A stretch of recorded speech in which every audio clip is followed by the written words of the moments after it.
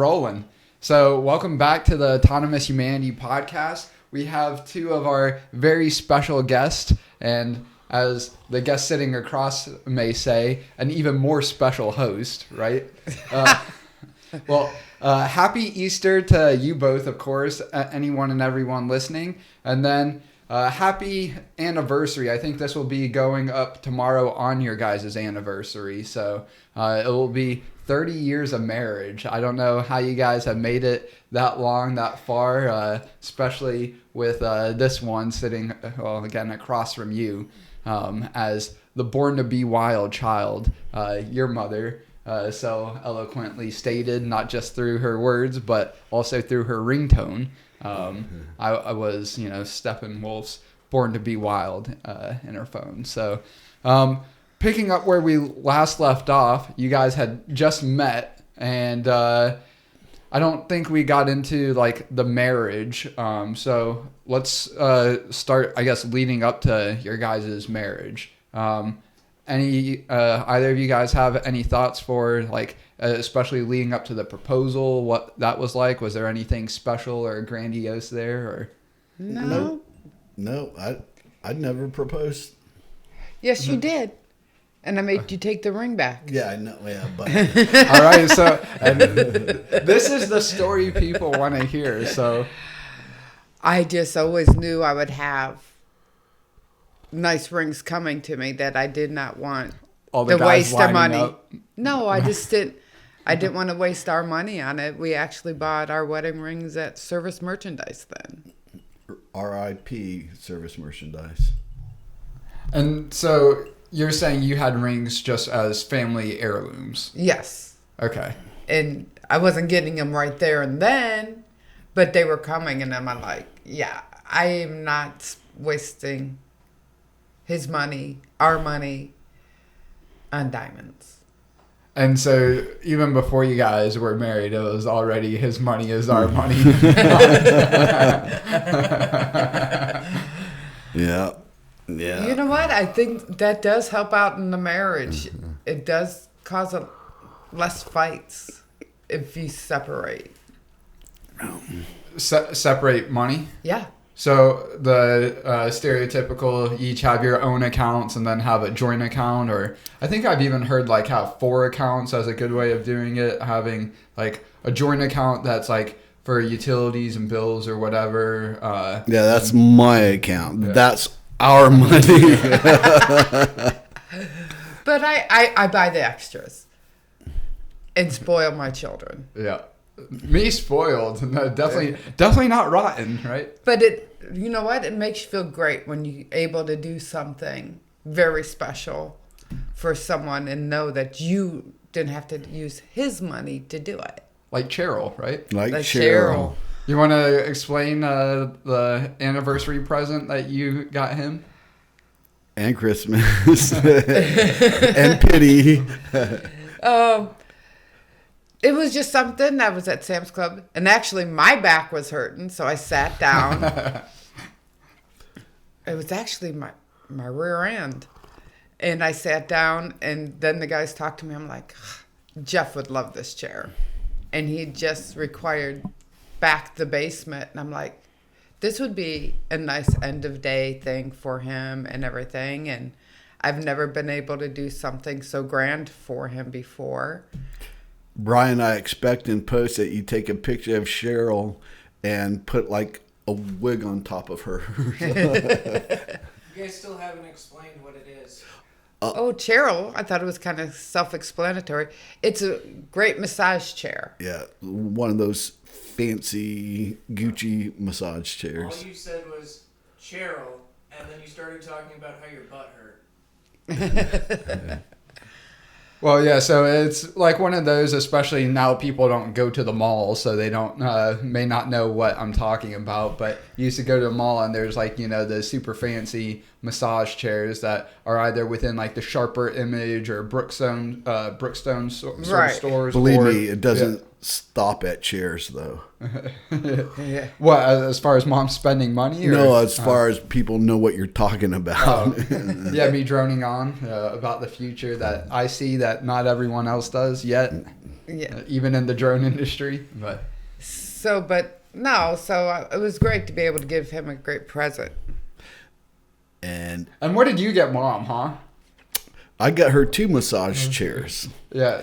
So that was the joke that she used also originally, right? Yeah. Well, I don't know if it's a joke. I mean, it's serious, but yeah. I mean, yeah. Yeah, two massage chairs with 4 wheels, ventilated seats, a Lincoln badge. Yeah, that's right. Boy, that's a nice car. Yeah, It is a nice car. Plug for Lincoln. Yeah. Which I think those models, at least, so the 2023, is that right? And then that was the last North American version of the Nautilus. And then the 2024 and 2025, America's greatest luxury brand, then started producing them in China, because that's where you make the best automobiles now, as sad as it is. And definitely that's the case for electric vehicles.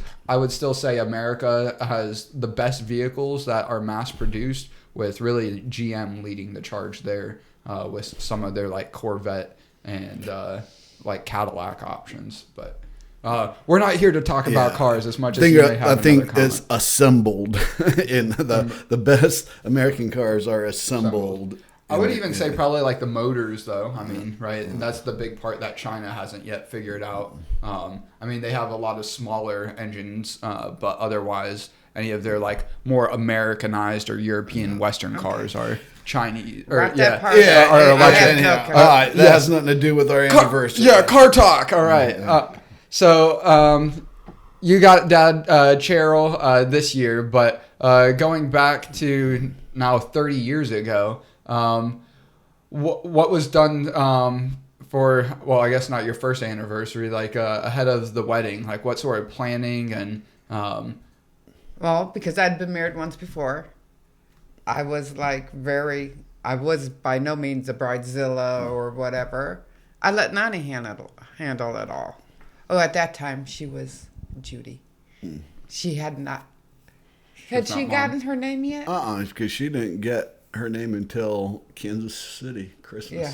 And you're talking Nani? Yeah. Nonnie instead of grandma or Nana. Well, she was all of it at one time. Yeah. And then she just couldn't figure out her name, and then she got it. And that was Josh, right? That gave her name? Well, no, it was actually me that gave her name. And because, well, you know, what is it? A demonym? Isn't that the right word? Her demonym. So she didn't know what she wanted to be called, right? And so I'm like, well, no one's going to know you. You're going to be anonymous. And from there, I said, well, that's it. Well, Nani the Anonymous. And that's... And Josh just stuck to that. And I'm a follower, you know. But no, so we let her plan it. It was a great little ceremony. It was just basically close friends and family came down, and we got married at Aunt Jane's backyard. It rained that day. We were supposed to be out by the azalea bushes that were looking really nice, but it was on the back porch. Papa was the best man. My mom was the matron of honor, and Granddaddy was the preacher. And it was going so fast. It was going so fast until he got to the prayer. And then all you could hear is him praying.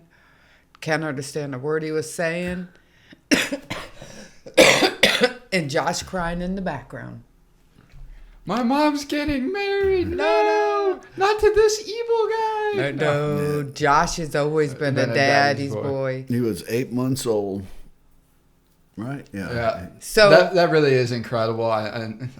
I'm biased, of course, you know, you still being very supportive. But just, again, especially nowadays, it seems like so foreign. I mean, there's, in like the pop culture, like, you know, especially like the dating culture, online dating culture, it's like, oh, don't even touch a single mom with, you know, a 10-foot pole. And then there you are, you know, going and not just like committing to, you know, mom, but I mean, honestly, being the best dad and I like, think just Dad the best only- man. Like, I mean, Dad only married me because of Josh. Yeah, I fell in love with Josh first. But no, Josh is such a daddy's boy, always has been. And we joke, but that's not true because when mom told me, you know, I was like, "What doesn't matter? I'll love the kid, you know." as he is your Yeah. own. Unless it was Jacob that come out first, Then it would have been a different that would have been a different story. Drop him like it's hot. Yeah. Yeah. So, but no, it was, Yeah. you know, the reason we picked April 6th. No. Maybe I have heard it, but I want to. What happens on the other month that starts with an A and what date? Oh yeah, Josh's August 6th birthday. So just easy to remember. Or? Yeah, anytime there's a month, the 6th, he knows he's got something important. Yeah. We just did it simple. So yep. So tomorrow we'll celebrate 5 years of happy marital bliss. Not all in consecutive years, but you know, 5 out of 30, not bad. That's not bad. Yeah. Right? But no, So yeah, you guys have a smaller wedding, and now comparatively speaking, like, was it about the same size as your first wedding? no. You had like an actual like Yeah, big she event. had a legit. I had a legit wedding. Yeah. And it's funny, you also hear about that, and again, there's no one size rule fits all, but oftentimes you hear about the larger, more extravagant weddings being more like superficial, end up not really result, and of course exceptions. Yeah, but- I think you know me by now, and I'm not a person of celebration and pomp and stuff like that. So I needed it to be legal so that I could start the paperwork to adopt Josh, and you know, have some tax benefits. that's right. Well, Josh was always his from the beginning. Yeah, from the day he was born, right? I mean, Yeah. they're in the hospital, right? Yeah. So, yeah. They kicked me out of the hospital. They told me I was holding him too much. They said, like, you got to stop. Yeah. So Josh is our first. And then the not so wild child. the not so wild. Yeah. Well, he could, Yeah. but in different ways. Not as high intensity for as long of a period as But I've this been. is where it started with us raising our kids with Josh, right? Yep. Dad has always been hands-on Yep. because I nursed. I was in charge of feeding. And Dad it's was not also like I hands-on. really said that, hey, you need to bathe. Dad took that upon himself and bathed you boys and got you guys ready for bed and stuff that away. And I think we've done a good job at 50-50 raising you guys. Yeah.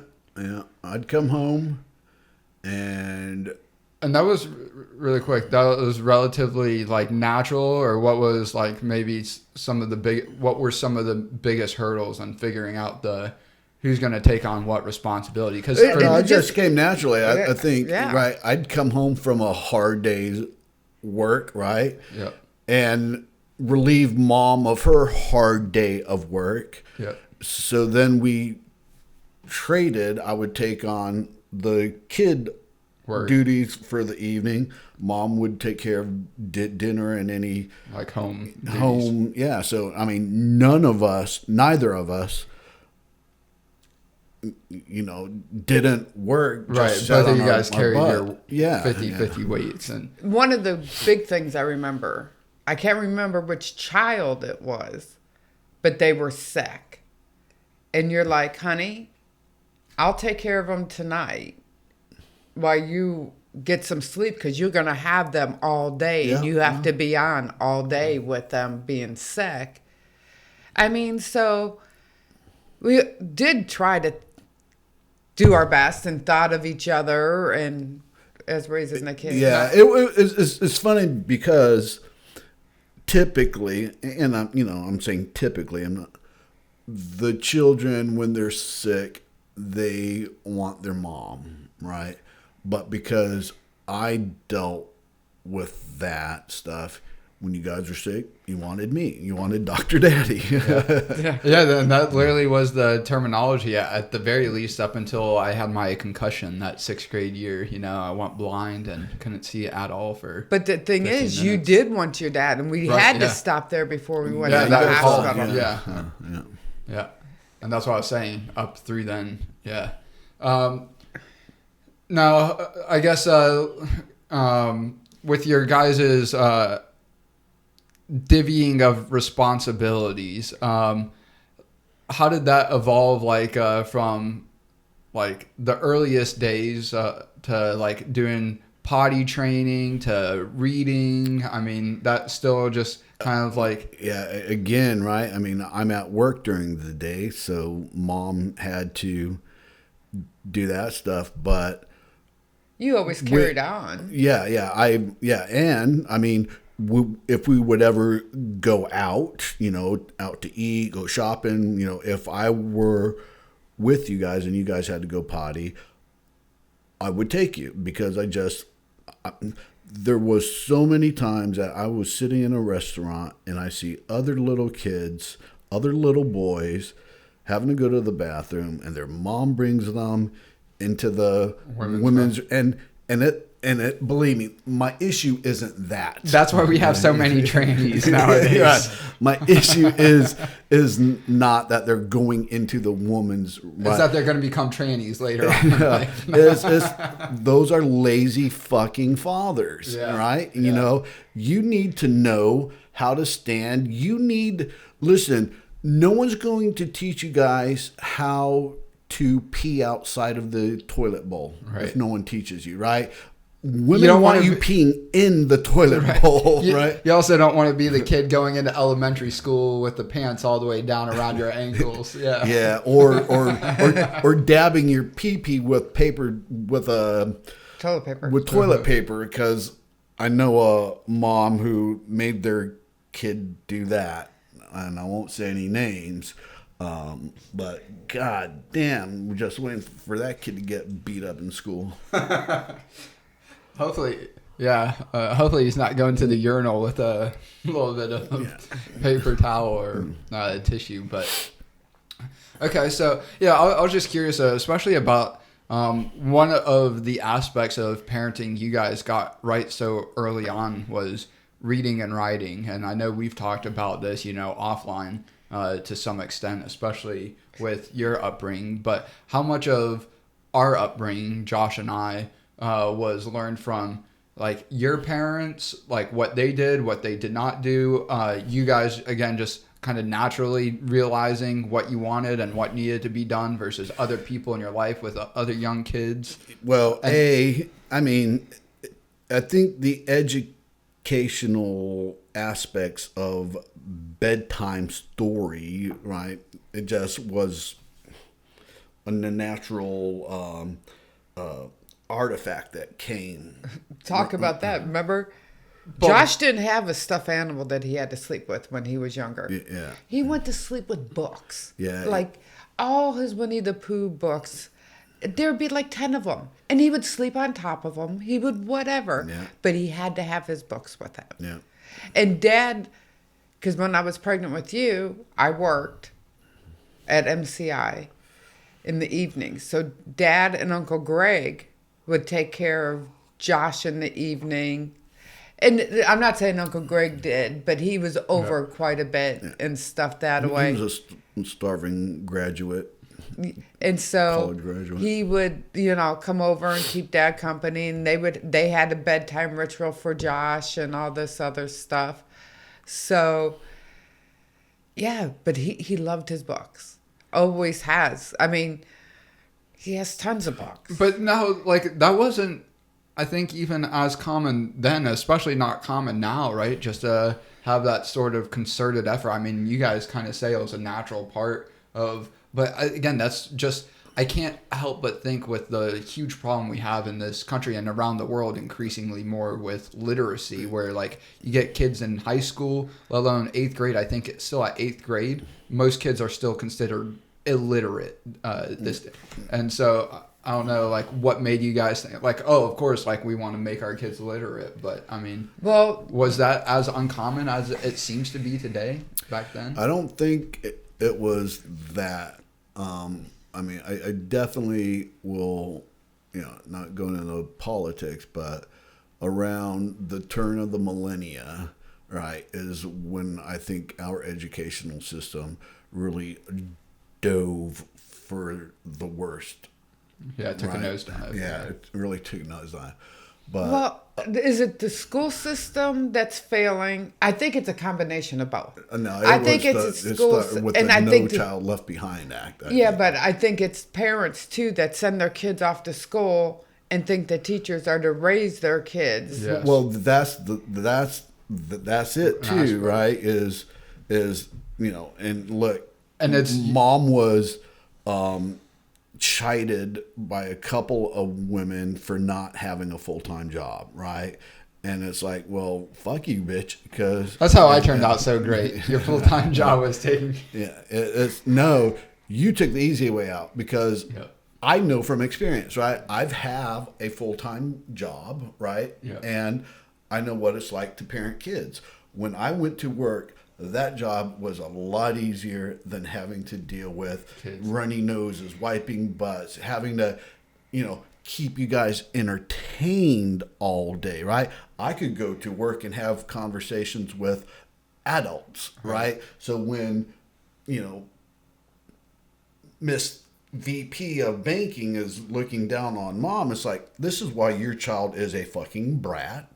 You don't know how to fucking talk to her. You don't discipline her, right? Because the guilt, Right. the guilt of being a full-time.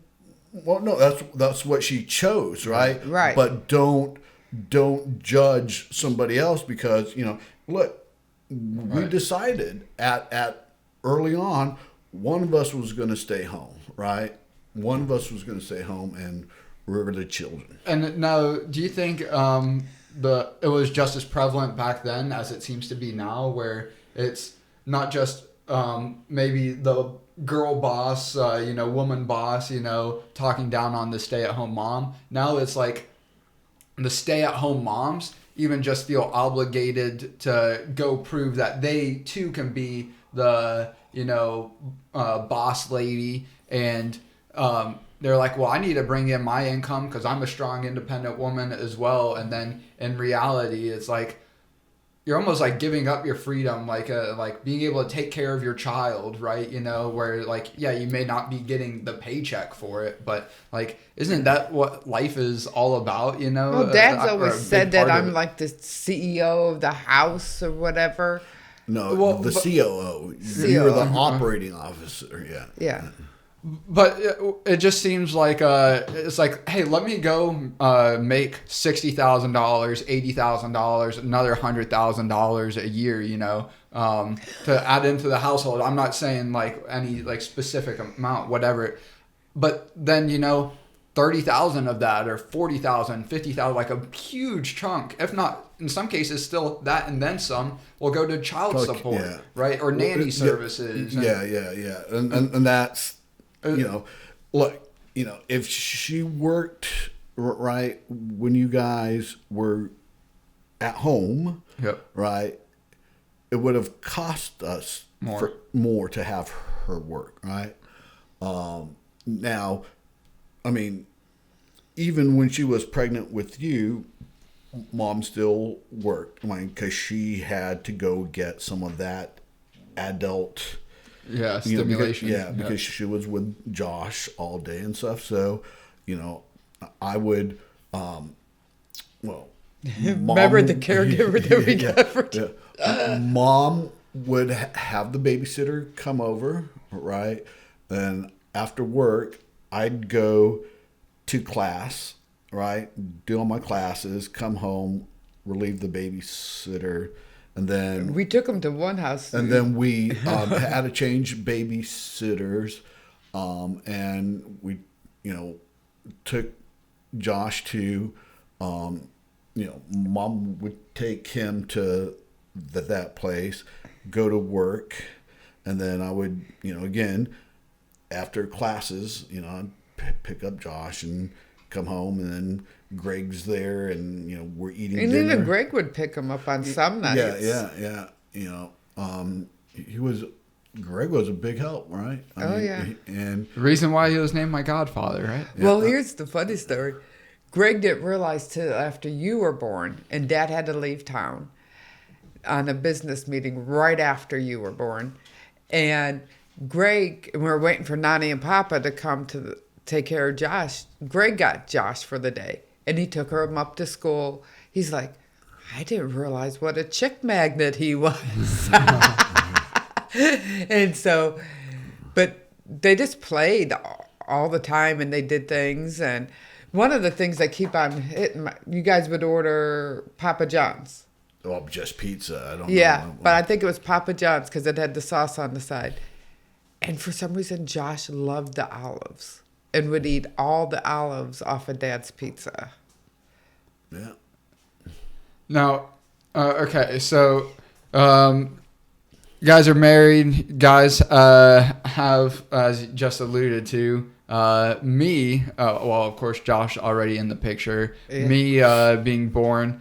And complications start, with me pretty much right away. I'm a problem child from moment one. Well, the biggest problem with you is I started contractions like at 5 o'clock in the morning.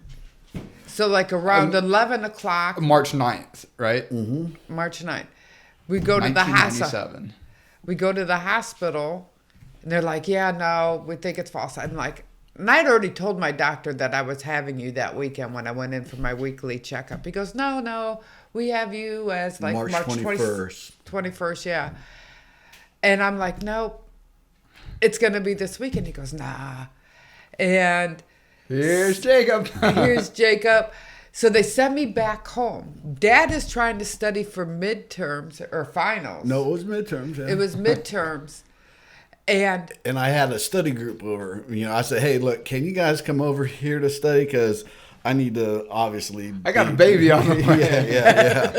And I'm not talking this one. I'm talking about and so it was like 5 o'clock in the evening, and Mom's on the couch, going through a contraction, and so I get up from the table, and she's like, call the hospital. And all right, so I get the phone. well, because they sent me home right. Yeah. Because you said 5 in the morning, and then sometime between 5 in the morning and 5 in the evening, you were sent home, and you feel around 5 in the evening. All right, I need to go back. Yeah, let's get them on the phone. And so I've got the phone, and I bend over, she's on the couch, to say, hey, and she just took me by the head. I said, call the goddamn hospital. And my poor little guys, birth control 101 right here. They're like, oh, what the hell? So I put him on a headlock. Yeah. And so I'm talking to, I was like, yeah, she's ready. How do you know? I'm like, because I'm talking to you from a headlock position, So this is actually kind of funny. For the Florida Man, shorts that we've been producing, there's a longer form episode that we're producing now. And this is one of the props that we've actually recently created, a little pregnancy brochure. And wanted to get your guys' take on how much this holds true. Again, it's just a little like kind of throwaway prop. So it's like meant to just kind of be funny if anyone actually like looks into it more. But, your life is over, but a new life begins. And then, whether it was planned, a tactical error, an act of God, I think in both cases, right, Josh and I were both planned, right? I mean, it wasn't like, oh, fuck, we gotta, or I know, like, we can get into that. I'm a birthday sex baby. Yeah, your birthday. My birthday, baby. But, so I guess planned in that sense. Yeah, but I don't think planned. It was just... We're ready and gonna be... If it happens, it happens. Right. Yeah. But yeah, your stomach is now taking orders from a tiny demanding dictator. If you suddenly feel the overwhelming urge to consume pickled eggs dipped in marshmallow fluff at 3 a.m., just surrender. This is one of Dr. Goldwell's areas of expertise. And so try to make it somewhat legitimate, but Valerie Winehouse. yeah. So Adam came up with Valerie, and then I was like, thought Amy Winehouse. Yeah. So, but anyway, you know, we get to the hospital. Your contractions, you know, that you always hear on movies and TV shows. Roughly like 6, 7 p.m. Get to the hospital. 2 minutes apart, you know. You wait till you're 2 minutes apart. Even when I was pushing for you, you never got below 5 minutes. Slow and steady wins the race. I've had that mantra since. But I only pushed twice day with you, one. and there you were. Yeah. And then you didn't scream, amazingly enough. They had, I don't know exactly what all the issues were. I've made up for it since. Oh yeah, I mean he didn't, you know, he was a little delayed. You were a little delayed in breathing on your own, right? But you were still within the normal parameters, the acceptable parameters. But the anesthesiologist, you know, that's why he's an anesthesiologist and not doing all this other stuff. He calls the code pink. Yeah. And then, you know, Because I was orange, right? Like. Well, no, because you weren't breathing on your own, right?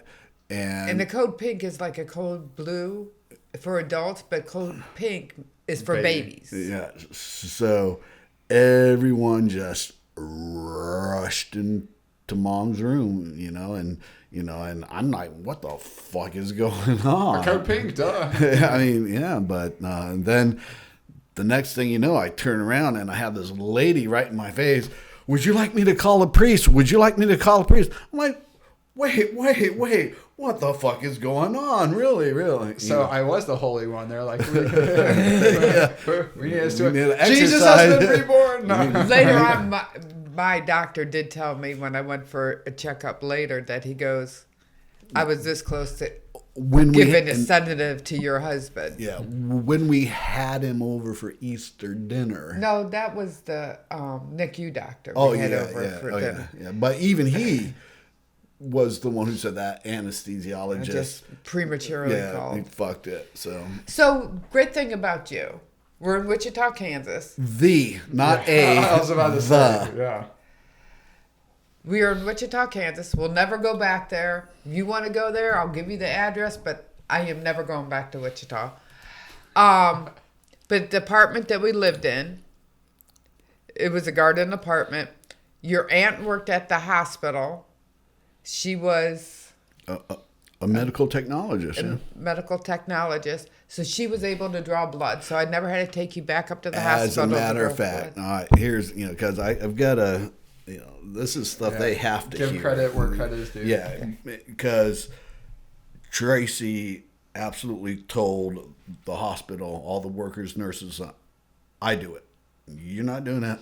I'm doing it. Well, they did have issues. And then Tracy was finally and the one. She was flustered because they couldn't do the phlebotomy, all that stuff. And so, Tracy was like, yeah. And here's the thing.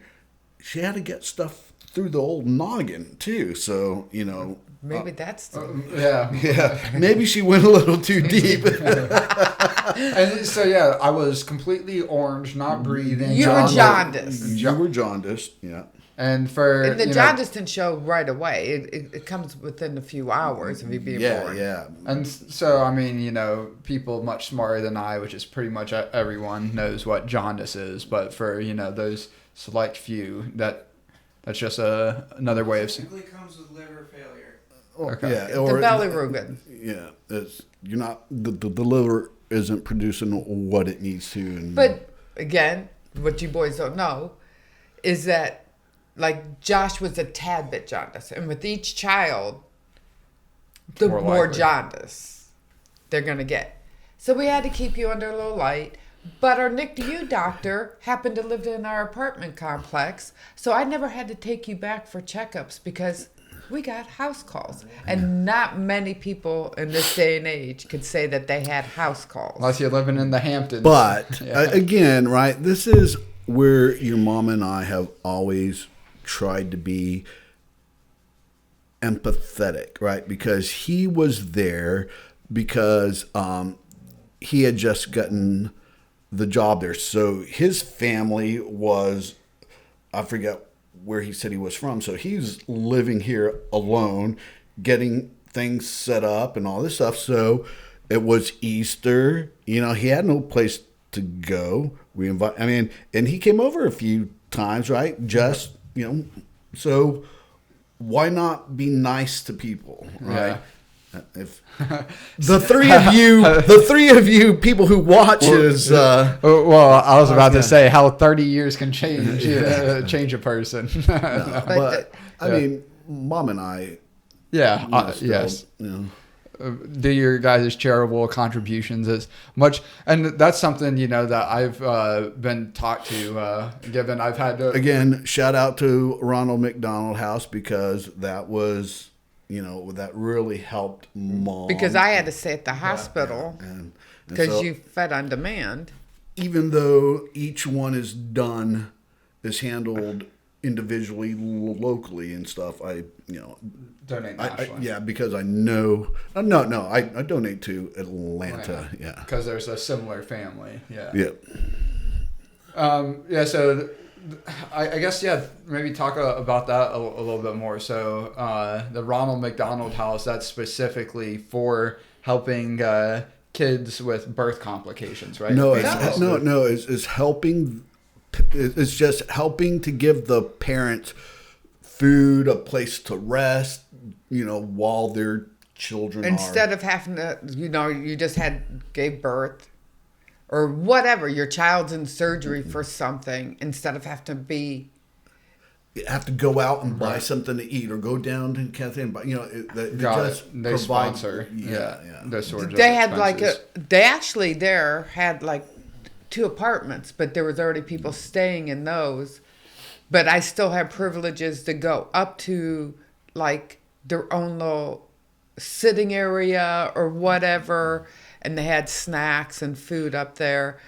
And then I just had a hospital room that, I didn't have nurses or anything coming in, but I had a place to stay in the hospital so I could nurse you on demand, and they would call me because this is before cell phones too. Right. And then even your aunt, just because, what am I supposed to do all day? Your dad's out of town. Your grandparents are taking care of Josh. I would go down to her down to the phlebotomy, whatever it was called. The lab, yeah. The lab, thank you. And fill pipette trays. She said they have pipette trays for 6 months because that's a job that they all hated to do. But as I'm just sitting there, I'd call the NICU and say, hey, I'm down in the lab. When he needs to be fed, let me know. And I felt bad because here's all these little preemie babies and babies with heart issues. That needed to be there. And because there was a code pink on you, there was a mandatory 5 days that you had to stay in the hospital. Probably the longest I've ever had to stay in the hospital. You were still to this 6 day. pounds, 11 ounces. Same weight as Josh, right? Yeah. Well, I was going to say the same weight you are now. But you Not too and far. Josh, same weight. I think you were a little taller. If I Nice. remember A little correctly. longer, yeah. Yeah, a little longer. All right, and so speaking of kind of birth conditions, but on your guys' front, I still get to this day, 29 years old, comments about being as young as 16, 17, 18 still quite frequently, less so 16. But you guys were commented on for being teen parents with a second child, yet anything but teen parents. So you would have not quite yet been 29, right? With me. Right. You were 28, would have Right. been 29. And then you were 24? No, Yeah, I just turned 25, right? Yeah. Yeah. Yeah. So, yeah. So the they nurses, talk to Nani. Have you given them the talk about, birth control or and stuff?" abstinence? You're like, do you guys not read the fucking charts? I mean, 28, she's an old lady marrying a young boy.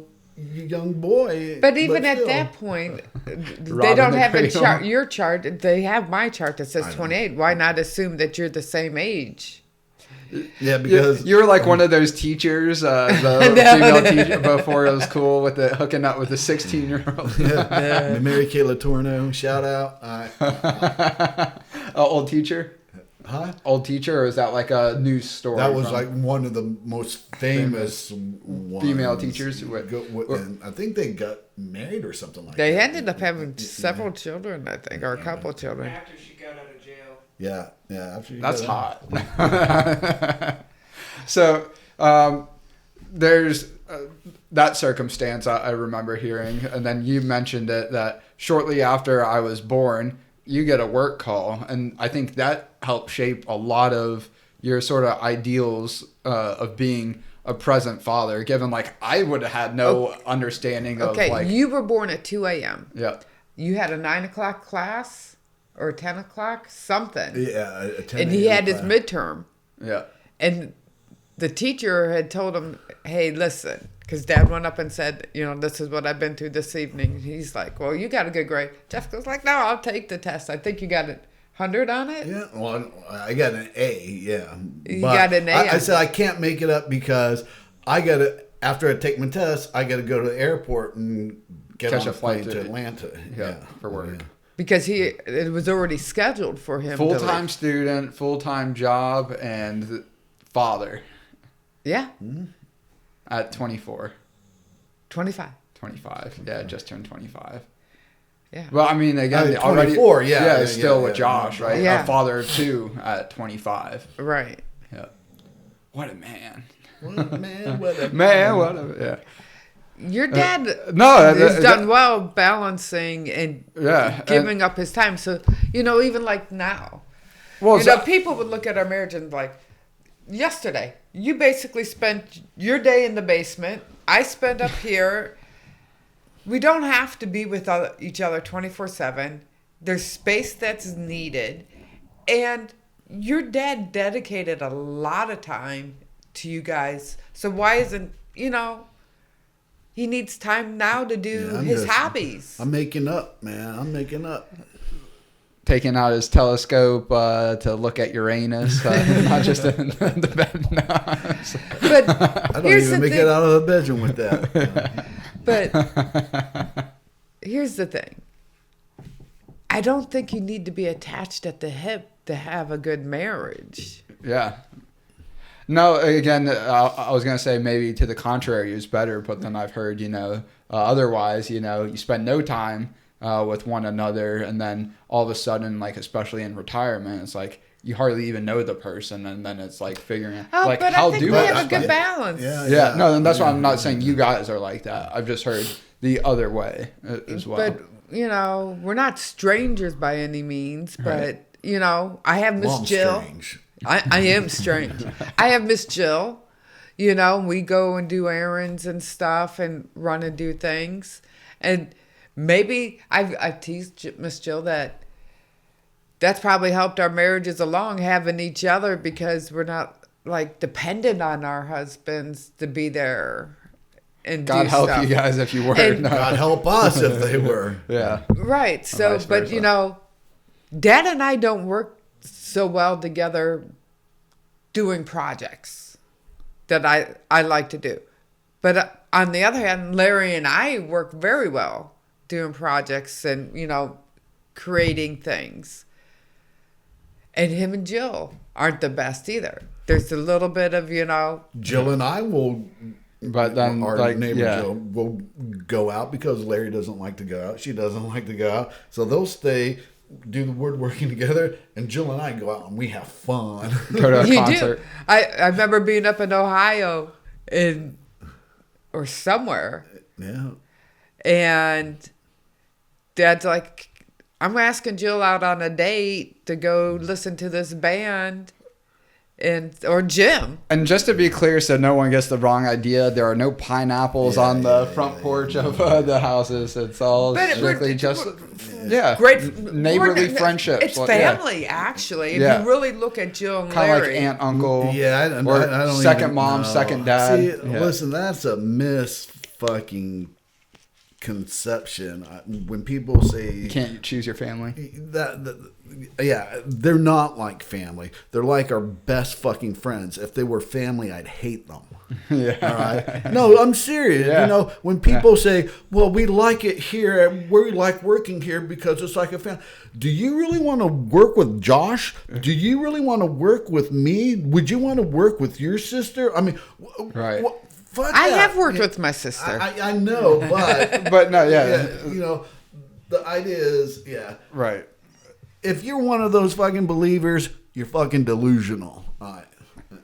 No, yeah, I would say, the way Netflix looks at it as the team sport, maybe not exactly right either, but I think a lot more, especially how team sports I feel like used to be a lot more, especially that's an area that I would like to get to, that you were very heavily involved, that I look back very fondly on. That, again, I don't think I will ever...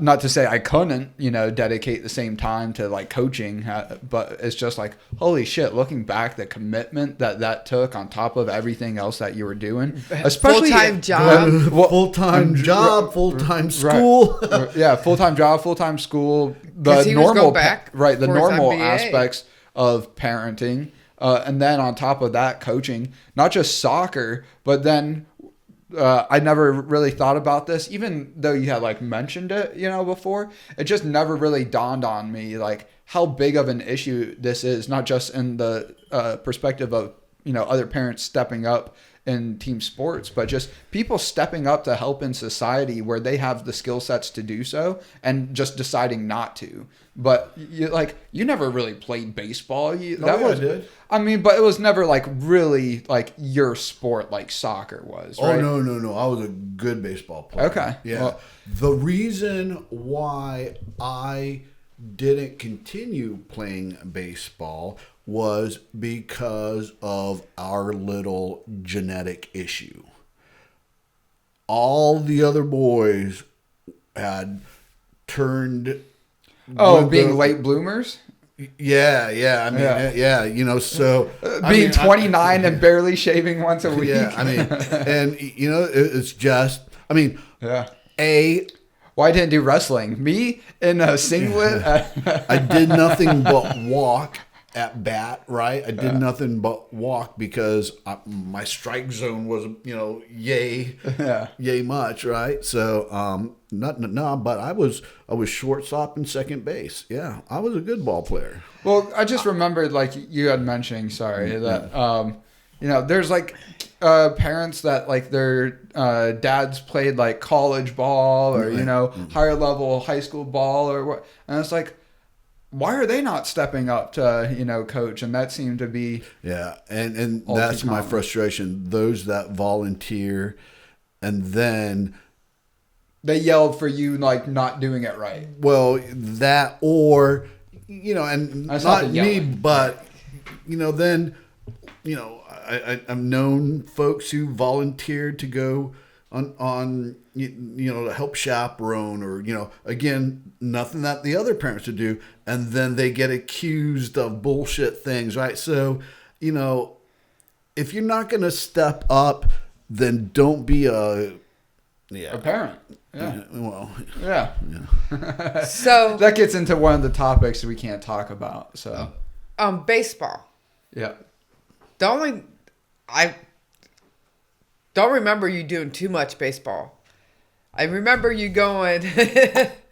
No, it was his eye. Remember he had the. Well, and then the stitches all third grade. Yeah. So, you want to touch on that really quick? Yeah, but you got back up. You wore a helmet. You went back up, and a lot of parents. Walked to the base.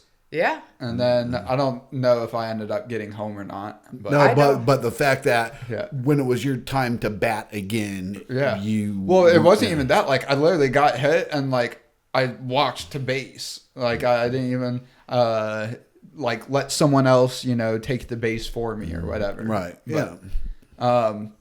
And that, like, again, still to this day, I mean, and I posted about it within the last, like, few weeks, last month, me going down the stairs in the laundry basket, whether it's like I get hit in the face literally, get back up again, or, hey, I'm scared, going into something, eat shit, and then get down, but I'll get up again. Yeah, and I literally was saying that, eating shit on the penny board, earlier But again, you did the same thing. Well, again, Dad was your soccer coach, so he was always there at your practices. I get a call from another mom asking how you are doing, because Dad didn't call me. Yeah. You guys were playing on the goalpost, and someone's cleated me in the eyeball. Cleaton, you had stitches on your eyelid because you could see your eye when it was closed. Back in middle school, one girl in particular, but the girls thought I was wearing mascara at that time because of the black and blue. Well, yeah, because of the stitch matching up with my eyelashes, or like protruding from my eyelashes. And before I got that stitched, you could see my eyeball through my eyelid, which I thought was pretty cool. But again, Dr. Daddy. Yeah.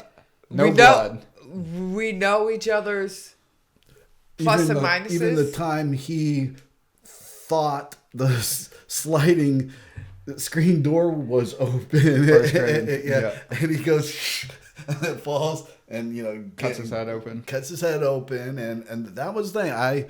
I just don't panic, and I think that's why you guys never freaked out when you guys had major accidents, because I didn't panic. Yeah. I just took things calmly and said, let's see what you got going on. I mean, a lot of you, but I mean, flying on your bike, on your doing the Superman literally on my birthday or the day after. Flying. But that was great having Jyl and Larry across the street then too, because we both had to go to the hospital with you, or like Dad decided to stay home with you once, and I needed to go to the hospital with Josh. She was able to sit in the back with Josh. And so it was great having neighbors that you can count on for emergencies. Yeah. I'm going to tell you, and again, the other 3 audience members. Hey, last episode there was, many dozens and hundreds, if not thousands, across the clips or shorts. So mind what you say. Part of being a parent is this, and if you can't do this, you probably don't want to be a parent. But both you and Josh, at some point, have pissed, puked, and shat on me at the same time. Right.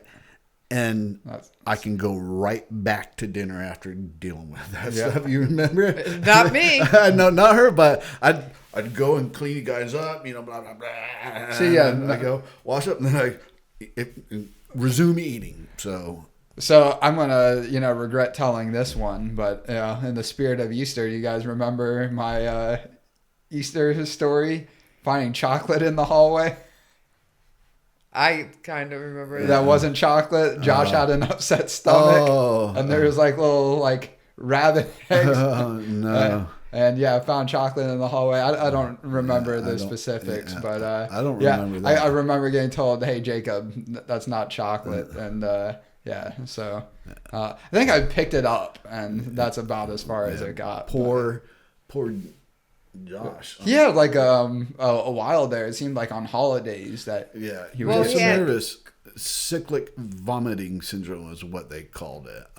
Which is basically like a migraine of the stomach.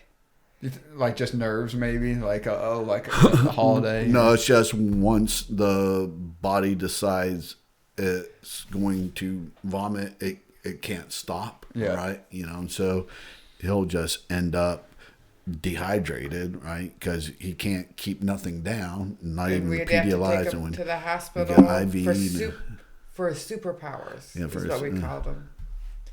We got to go get your superpowers back up. All right. Jumping back, again, born out of the hospital, you have to rush off.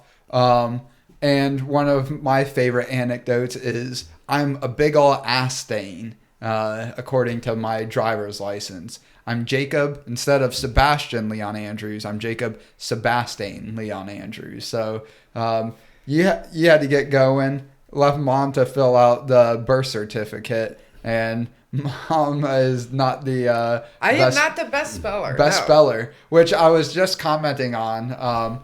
And someone was like, well, I bet she can like do something else, like in regards to like literary like works even. And I was like, yeah, she can actually like write with both hands at the same time in cursive, one going forward, one going backwards. Neatly. Neatly. Right.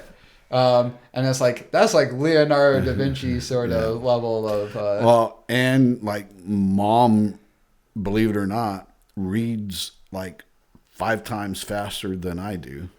But talking about that, I remember him coming home with this Friday folder and we're reading something and him being able to read faster than myself. Yeah, but in your head, like you can read a book in like a matter of hours, and me it takes days. I think that's not so much as I read faster. spends more time sitting behind a book or a Kindle. I have more patience with it or more dedication to it where he gets... My mind wanders. I'm like, I got to go do this or I got to do that. Mine does too, and I'm like, forget it. So, okay. Anything else that you want to touch on with like the being born at the hospital? I mean, especially I know we jumped around to like you parenting, you coaching a lot, and I just felt like that there's a good tie in there as far as how involved you were growing up for Josh and I in a way that like, again, one, not just stood out compared to other parents looking back, but just like, how the hell am I ever going to, come anywhere close to being that involved, especially like having the ambitions I do, not to say that you don't have didn't or and like obviously have accomplished a lot to give us what we have today. It's just like, and then you look at someone like Bill Gates that he was known for like taking his kids to school or whatever, and of course where we Dad live, did that with Josh, and Josh had a dress just like his dad, had a briefcase just like his dad. Shirts, overalls, everything. I was not my own person. Always had a shadow. And having just boys, Dad had to watch that more, and how he conducted himself to set a good example. But you, on the other hand, a nightmare. Always being an individual, to put it nicely. Your clothing issues was a nightmare. Because there's times that textures. you would only, your textures. Then there was a time where you would only wear... what you wanted. Remember that one time he goes to school, he looked like a complete goofball. But I let him go. Yep, yeah. I mean, But there was one time that he just decided he was dressing himself. We weren't going anywhere. We were here at home. I think your underwear was on the on top of your shorts. But he looked like a Picasso painting. But you would had issues with your socks. You had issues with which way the stripes went. Like shirts and on your shirts and stuff. I mean, you have always been metrosexual, and you never liked school. Yeah, so you always wanted to be with me. Yeah, I didn't like school either. So I want to get into that. I think this episode will be, part 2, raising a wild child, or born to be wild child. You're just headstrong. You are hard to like. You're focused on something. You couldn't get your focus over here. Your focus stayed where I wanted it to be. Yeah. Now, what are your earliest memories of me, like, not giving you guys heart attacks like I did in the hospital, again, being a problematic child, but holding no bars as bad as the event actually was? One of the earliest I remember being told about is the styrofoam cup with Sprite. we're at Lake Fontana with your grandparents, Nani and Papa, and you were in one of those umbrella strollers, and we were at like the little store where you could get ice cream and drinks and maybe a sandwich or something. And I'm not a big pop person. And Pop, no, soda, yeah, no. or Coke. Or well, But- it kind of sounds but like I'd- pot, which you're not a big pot person either. But I would drink Sprite on occasion, and I had a Sprite. And even I'm not a big share drinks, Or pot. nothing. I have a hard time Right. someone drinking out of my glass Yeah. and then being able to drink out of it again. My water bottle, whatever. But you boys, I did okay when you were little. And there was a styrofoam cup, and I'm like, Jake, you've had enough Sprite. And you were not handing that over. I mean, you had a death grip on that Sprite. Let's see if I can replicate it with But, you know, there's been times that you've been tossed in the back of a car. I'm surprised I made it out. I wasn't handcuffed sometimes. Well, you guys got some advice. I don't want to jump to that because there's quite a few elements or stories of my quote unquote problematic childhood, which again, I don't think it was like problematic in the sense that like I had any problems other than like my old boxers I used to have as a child. I don't have any problems. I am the problem. And I think still very fitting for me Like I and my said, you're personality. just very strong-willed, and there's no distracting you. Yeah, I think the thing that hit home for you the most was that time I'm just don't know what else to do. So I took your bedroom door off the hinge. We took the mattress and all that stuff out, and it was, you want to be a part of the family, then, join us. But until then, you're just staying up there. You're not coming to eat with us. You're not, and it lasted. You held out for longer than I thought, right? But you. Do you remember what the incident was in this case? Because it kind of bleeds together in my mind. It was when the dog poop. Was it? Okay. I thought, because there was another incident that I remember getting, I think similarly, like, grounded or whatever, like, told, like, not come out of my room when I hypothetically speaking, or I guess non-hypothetically speaking, accidentally ripped up the $15 out of spite. Yeah. And I remember getting the oar or the paddle and then getting told to go up to my room and not come out, no exceptions or whatever. I had to take a leak, so there's a trash can there. I'll just piss in the trash can. So funny, right? But yeah, so I do want to get into the 5th grade year story. I think that was my 5th grade year, quote unquote, running away. I know it was That your was fifth. second. No, it was 5th grade because it was Miss Myers. Because Miss Myers had even like mentioned something about like me like talking about it to some degree. That I was like bragging about it, or that's I remember. So how here's that's my been big construed. problem with you.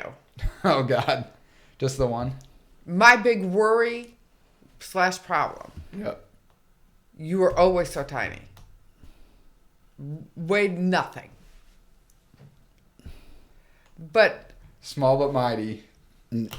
here, like, cause I mean, I like even in fights I got into, like I don't actually remember, despite being in plenty of fights, losing any fights. Well, May not have like won the fights, but some I did. But because I There's cannot no see fights the are bus winning. stop from here. Yeah, I would take you up there because it's not a main road, but it's a main road coming through the neighborhood. Yeah. I didn't want you standing up there. Buses sometimes run 15, 20 you minutes could have late. just sent like the family drone to just go. No. Okay. To keep an eye on you now. Yeah. But because you were even going into high school, we were like, is he going to need Yeah, a booster seat to drive? It was, I think, going into freshman year, I hit 5 feet tall and 100 pounds. I think. I don't think so. I think you were still like 90 pounds. I think I crossed 100 pounds my freshman year, but Could've. yeah, and then I think going into it, I crossed 5 foot. Something. No. No. Actually, it was something like that because I remember like 6th grade, my first girlfriend, she was like 5'5", and I wasn't even 5 foot. Oh yeah, I remember that. So But that was your 8th grade year. no, that was 6th grade.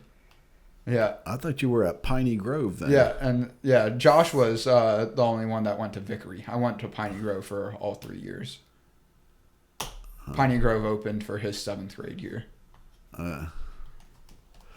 But so yeah, pre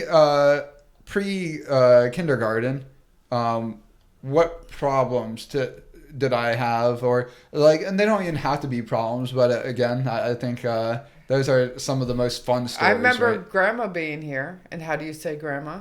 Grandma or Grandma. You would always do such a deep voice on her name for some reason. You had an earache or tonsils, whatever. And I had to take you to the doctors. They were always getting strep. Yeah. I in particular remember And visiting You Dr. wouldn't let- Polikoff's office a lot. you wouldn't let go of your little shopping cart. Yes, I love those. And it's We like, still have it. it's like, how much am I going to fight this child for the shopping cart? And was this Walmart or Toys R Us? Because I remember Walmart. Okay. It was Walmart It was a Walmart right there at Matlock Bridge and State Bridge, right in front of our apartment complex that we used to live in. And you would not let go of that darn shopping cart. I just put it in the frickin' car with you. And yeah, so the reason why these stores probably don't have these shopping carts anymore are, little brats like me. But Why they put those big old flags on them so you can't put them in cars anymore. yeah, but those used to be like every Toys R Us had one, and then I feel like it was pretty rare for other retail stores to have No, them. Harris Teeter had them. Okay, Walmart had them. So a they lot were of much more common at the time. yes. And then, parents would let their kids, well, I guess it was the parents that took them, but, yeah, we still have that, right? Yes. Yeah, up in the attic. And I've mentioned it to the Florida Man production team. We need to come up with a bit using that, but that's a good one. Any others leading up to elementary school, kindergarten? Because then we can start getting into my very early onset case of senioritis. Developed kindergarten year. Again, you didn't care for school. It was always a fight for you to go to school. I made my best friend from pre-K to 6th grade or through 5th grade and pre-K. Right. Nico. Any stories stand out there? No, not really. Yeah, just a typical Friendship. make a friend and then breaks your heart when he leaves to go to Chicago, at the end of... Again, I started working at the preschool once you got into kindergarten. And I will say that you went to preschool with me A lot. because you'd be like, and I it's at wanna what go to point I didn't have the fight in me anymore. And it wasn't like you were getting bad grades and you didn't know what you were doing or what have you. Sometimes the fight's just not there. And I don't think you're any worse for not going to school that day or those days. Or Certainly not any better. you would help me in the fall with the pumpkin patch. Yeah. No, I was very hands-on with you working, like even helping some of the other teachers and going. Oh, yeah. Yeah. But I guess leading up into that, I was, of course, recording some videos over the last few days. And one of them I was talking about my favorite song growing up, Amy, right? That Yeah. you had reminded me of. And that was before. that was before kindergarten. Yeah. Yeah. That was... Pre-K. I said Cliff, but Clint. Clint Kilmer, yeah. Yeah, would drive. I remember Well, you know, Clint and them Teresa, were from Elyria. Okay, no, I don't recall that. Yeah, Clint and Linda are from Elyria, and we actually know some of the same people from that area. And that's Ohio, Cleveland, Ohio suburbs. And so when Linda got pregnant and after she had the baby, I was still just a stay-home mom. So I would watch Amy. Got it. I would babysit Amy, and you... Then Clint would, or Teresa would then take Allie and I. Yeah. And then, like... Clint never took you to preschool, I don't think. I think, like... I think he picked you up once or twice for me. Okay. Because I definitely remember being with him in his a truck. Yeah. Okay. That's weird that I just have like that pretty clearly, ingrained. So no like problems with me in pre-K that you can recall. I think maybe like there was like a nap time issue at one point that I don't think it was Josh with the naps. And then at that time, I was like super big, of course, like Steve Irwin, even through elementary school as well. So I remember always letting like the bugs crawl around me, going picking those up until the one day in preschool, I went to go pick up a stick. That wasn't a stick, it was a walking stick. And I think that was kind of like the beginning of me having as much of an affinity for some of... more creepy crawlies, sort of critters. Like I can still get over them. Still like and even through like high school, I was like biggest bitch when it comes to like cockroaches. But by and large, gone through that. Now, elementary school, kindergarten year starts off, and loved my teacher, Miss Thomas. And just another fun little anecdote. Part of the first classroom in all of Forsyth County to get one of those active boards that year back in 2002. And we had a parent pro in that class. And that was what really, looking back, was the beginning of my senioritis and just poor school experiences. As much as like there was still a lot of great times for me to have in school. Miss Morris definitely, I feel like, got me started off on the wrong foot. And given, I was like still am a mama's boy, but what kind of sticks out to you guys from that year, and especially the interactions with the school and Miss Morris? I always told your mom if she wasn't able to handle things, if I had to take off from work, right, to come handle things, it wasn't ever going to be pretty. Yeah. And so, your mom being a volunteer, super active. It's super active in that, right? I think maybe like you were neck and neck with Mrs. Bond, probably from my recollection as like the most active mom parent. So, and I would say in some regards you were, especially like for the kids, and she might have been there more for even though for the teachers you were there to like always bring coffees and so. Yeah. So because of that, right, I'm like, things aren't going to get done. Mom's going to be too nice about things. And, I did play the bad cop, right? Yeah. And, it wasn't needed too much, but when it was needed, it was like, oh, shit, Mr. Andrews is here. Yeah. So I called the school and said, hey, the principal, I want a meeting with the principal.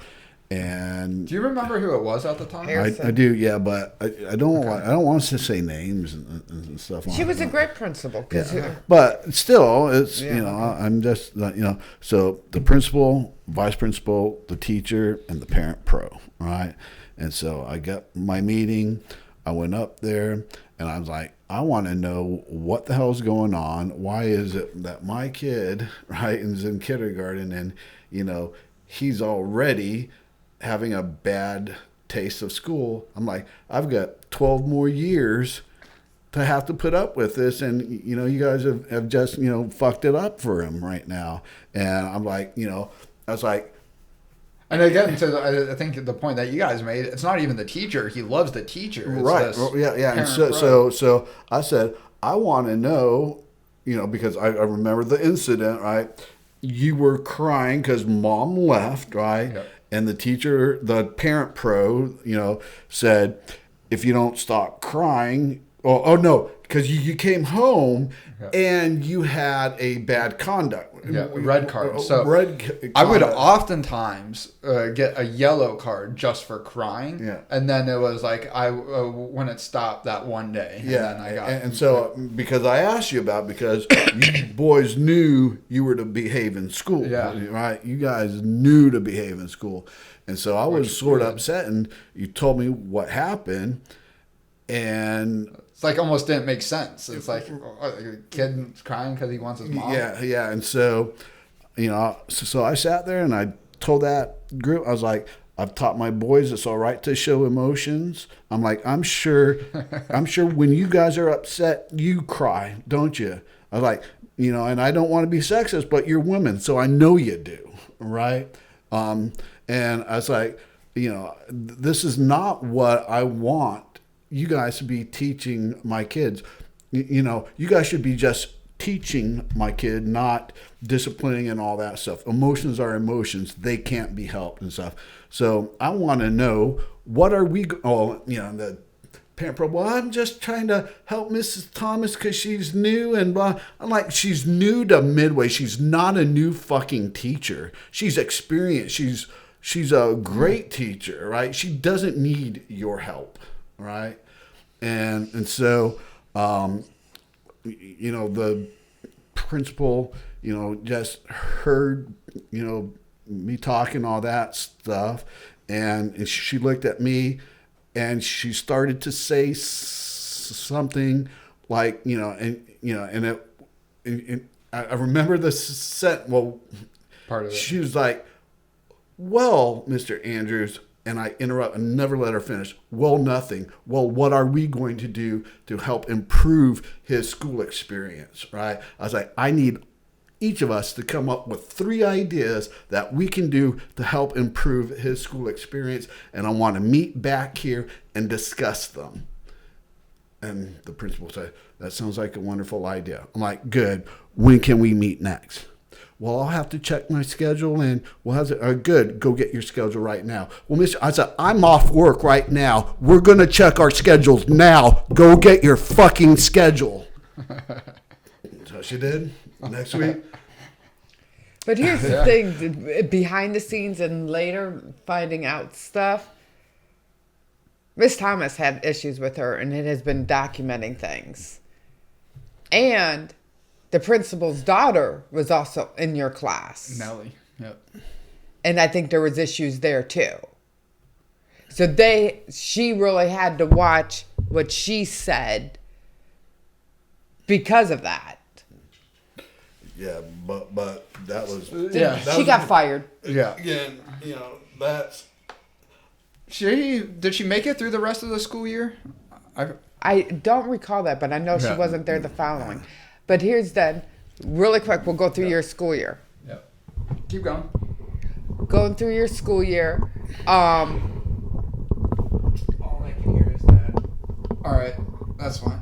Keep going. It's momentary. okay, so first grade, I get to choose who you have. I chose Miss Stone. Great teacher. Awesome teacher.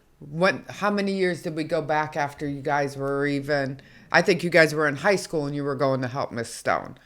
Just ran into her about 1.5 years ago at the post office and sat and talked to Miss Stone. But again, this was the outcome of that meeting. I mean, because not every parent could choose the teacher for their kids and stuff like that. So I mean, Yeah.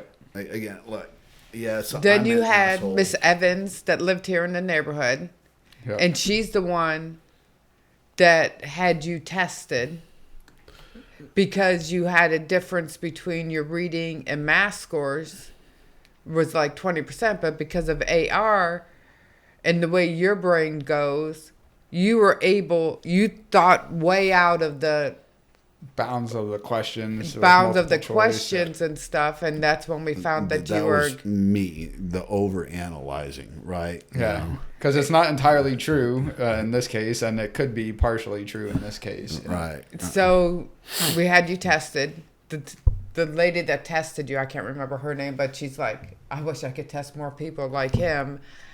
And we found out that you are not a great multiple choice Right, test like I could taker. comprehend what I was reading and write short form Yeah, responses or long But form the thing is, I responses. can justify. I mean, and this is the same, right? And I'll have to think of a example, like those multiple choice, right? Phone, mug, glass, or phone, mug, dish, spoon. Which one doesn't belong?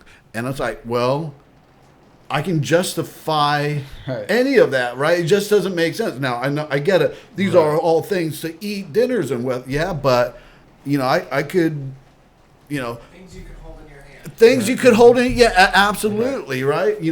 People just don't understand, and I'm not saying we're all, this and great, but We're neurodivergent, and no, So- it's just we're really good at thinking outside the box, and we're good at thinking. you could have just with- left.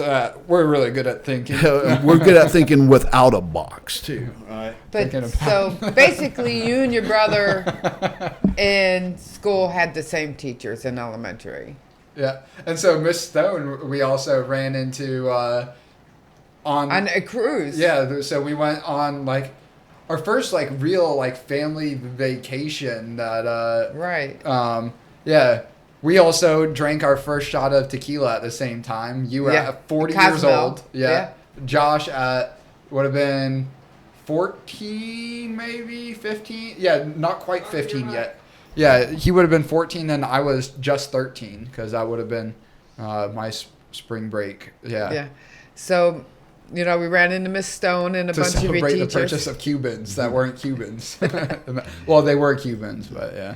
And we had gone Hypothetically. to the Aztec or Yeah, it was The the Mayan ruins. Yeah. when your brother traded his shoes for something. yeah, Mayan calendar, because you were the one that was approached, right? And they were relatively new shoes that you had, like a new pair of Asics or whatever that you had like soles. Right, for, right. And I yeah. was like, no, I'm not going to give my shoes. And but then I was asked because, like we're closer to Mexican in size. And, Josh being a little bit of a larger fellow, he was like, what about me? And the guy kind of like sized him up. Okay, yeah. And got back on the bus. We ran into Miss Stone, first grade teacher, Miss Myers, fifth grade teacher, Miss Mosier, fourth grade teacher. And the nurse. Yeah. It wasn't Eccles, right? Yeah. Yeah, Miss Eccles, yeah. And they're like, Josh, where are your shoes? yeah, again, but that's, like a parenting thing that, yeah, we're going to let our kid do that because that's a great story to tell, Right. right? Oh, yeah. It gives him his first interesting story to tell. Yeah. And, international Miss travel Stone story. ended up hanging with us during the whole Mayan ruins, and we walked through the Mayan ruins with Miss Stone. And not just there, but like on the ship, had another small world moment meeting Junie and Oh, yeah. Nathan. Yeah. That was a weird vacation that we ran into so many. We were just going as a family, and we Yeah. met so many people. Was that the same cruise? That Yeah, was the that's same the cruise one, because yeah. remember we had Junie's kids with us. Yeah. Was Tiffany there? Because I remember Nathan. Yeah, being yeah. there. Tiffany was there. Yeah. She I'm has taking a kids. break. All right. Well, we'll continue onward, or do you want to take a quick moment as well, and then? Yeah, let's just take a quick moment. All right. We'll be right back after this short commercial message. Maybe.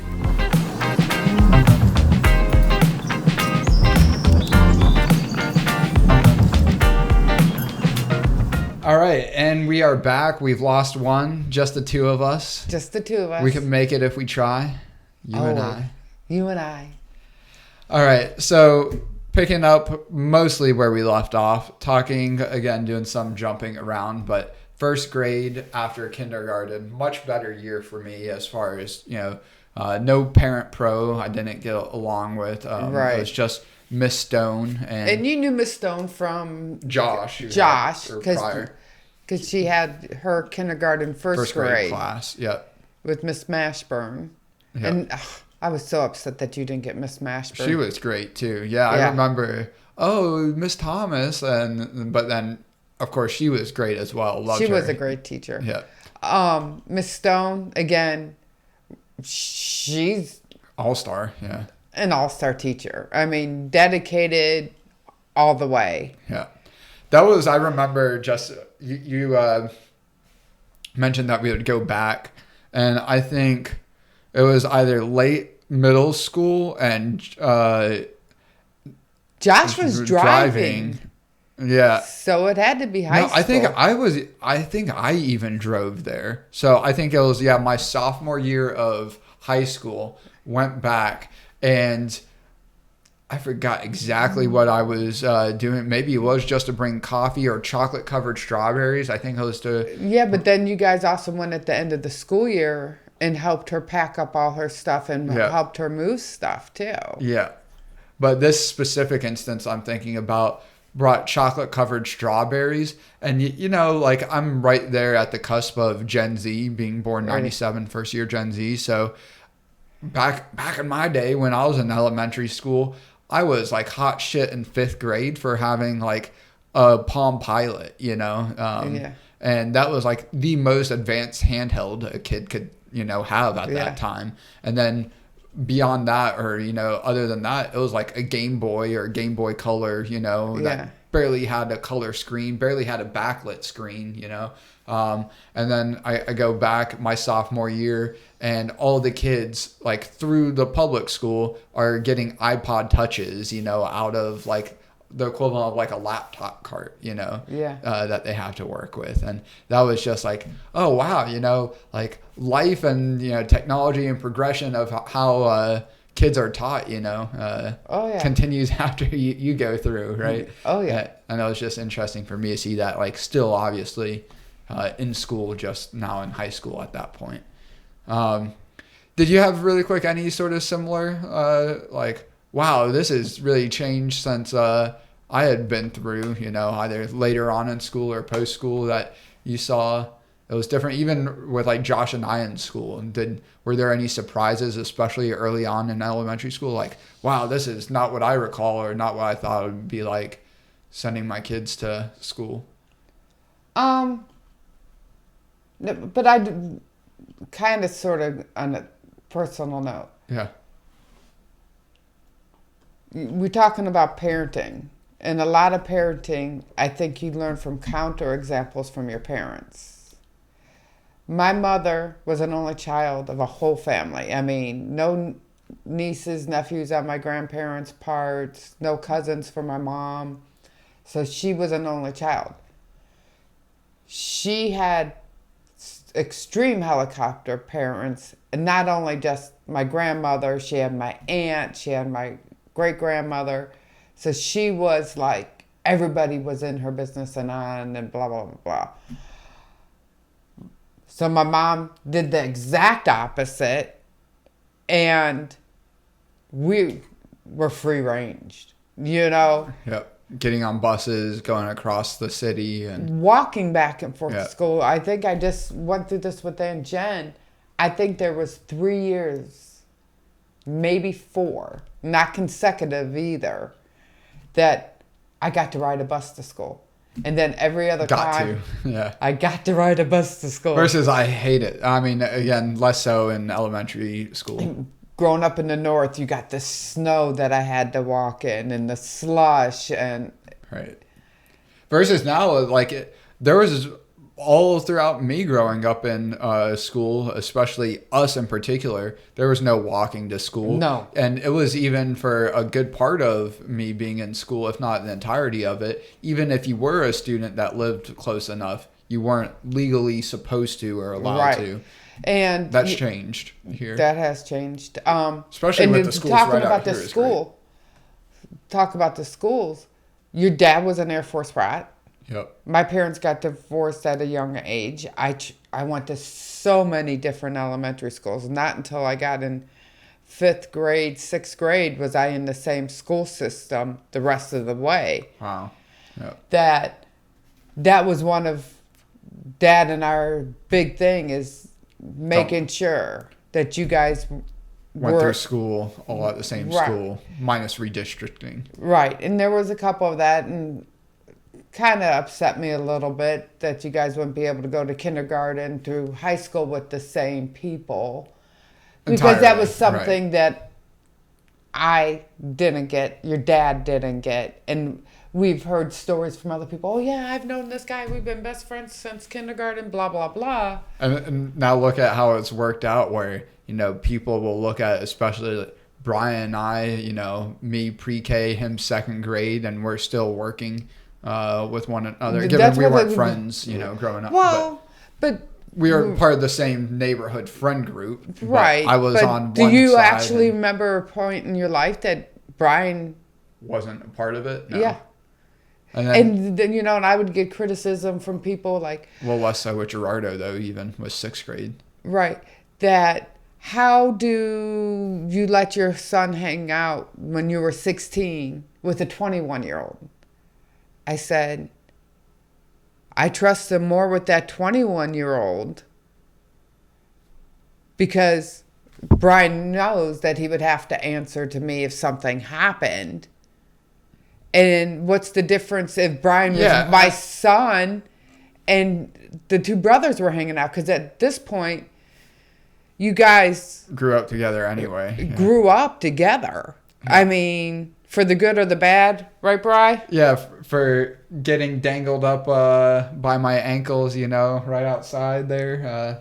Well, you've always been a pain in the butt. PETA. PETA, Pain in the ass. Yeah. my best term for you, Jake. I mean, and I say it lovingly. Yeah. My mom used to call me a bitch. Now, it's Queen Bitch. Thank you Yeah. very much. And they're just names. They're not going to hurt you. And a lot of that parenting that I got, it wasn't from my mother. Yeah. It was from Papa Joel. We've always been honest with you guys about everything, sometimes to a fault.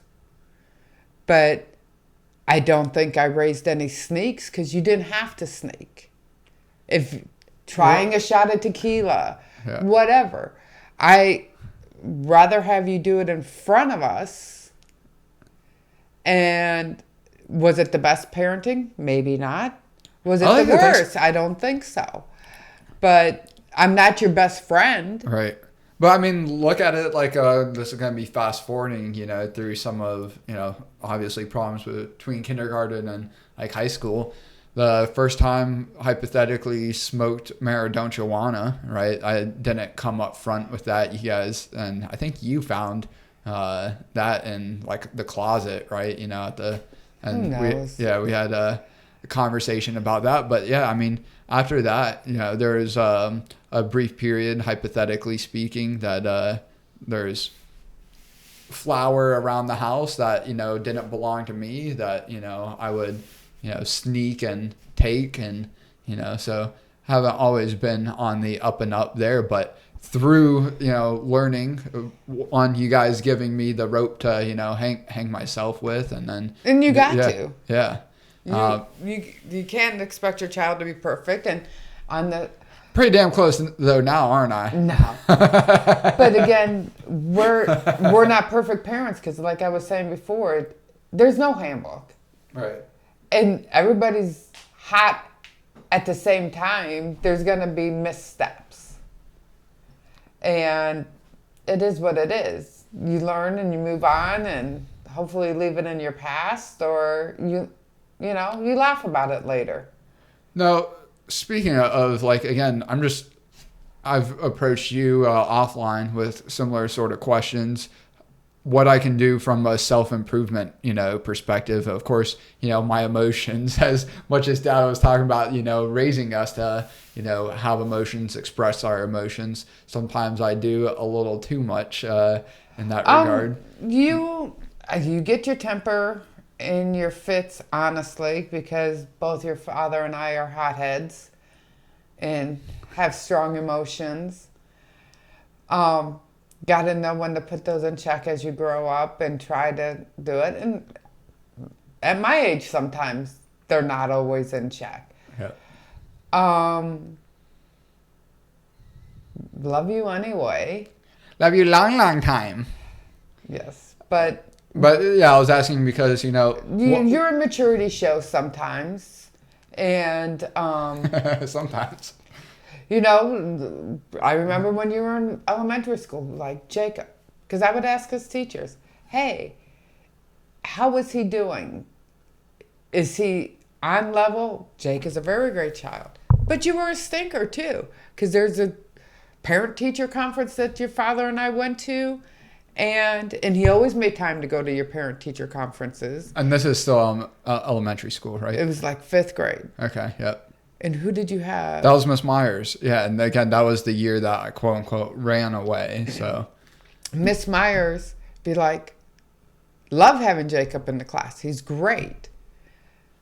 But he will read further on and then purposely ask questions that he already knows the answers to that we haven't even gotten to yet. So that's when she made you a reader out loud in class, so you couldn't read ahead. Thank goodness, because all the way through high school, there was kids that seemed like they had never picked up a book in their life. And now, see, I'm a very monotone reader. You and your dad we can do the voices, and so when I'm reading for John whatever his name is from The Crucible, I do a different voice for him versus right. And I'm very monotone. In my head, I'm animated when I'm reading a book, and I could hear the people and some of the typical mystery novels, aka BDSM. No. That's just grandma. That was grandma. I don't read those ones, but. No, I could hear the different voices in my head, but to get them out, I just don't have that transfer. So I read to you guys when you were little until, Yeah, and to me, that just seems like such a fundamental part of parenting and childhood as far as teaching a kid how to read and write. And to me, it's like, I don't know, it seems... You guys just did something right there that seems to be missing a lot. We played a lot of games. We played a lot of games with you guys. A lot of math games. A lot of speed, where you have to do the cards. We played cribbage, of course. We still play cribbage to this day. Just games that you had to think. Yahtzee, all those games. Uno, whatever, the math games that you had to do your points, right, and did stuff that was fun. I wasn't one of those parents that made you study for those, whatever, the CRT test or whatever. CRCTs, like the state mandated testing, right? And I knew parents that did, and it's like, to me, that wasn't the purpose of those tests. The purpose of those tests is, what did you retain? Right. Not what do you actually know? Like, what's off the top of your head versus what can you cram into, force in there? Jyl, can you talk into the mic instead of over the mic? Yes, I can. Will she? Will I? Who knows?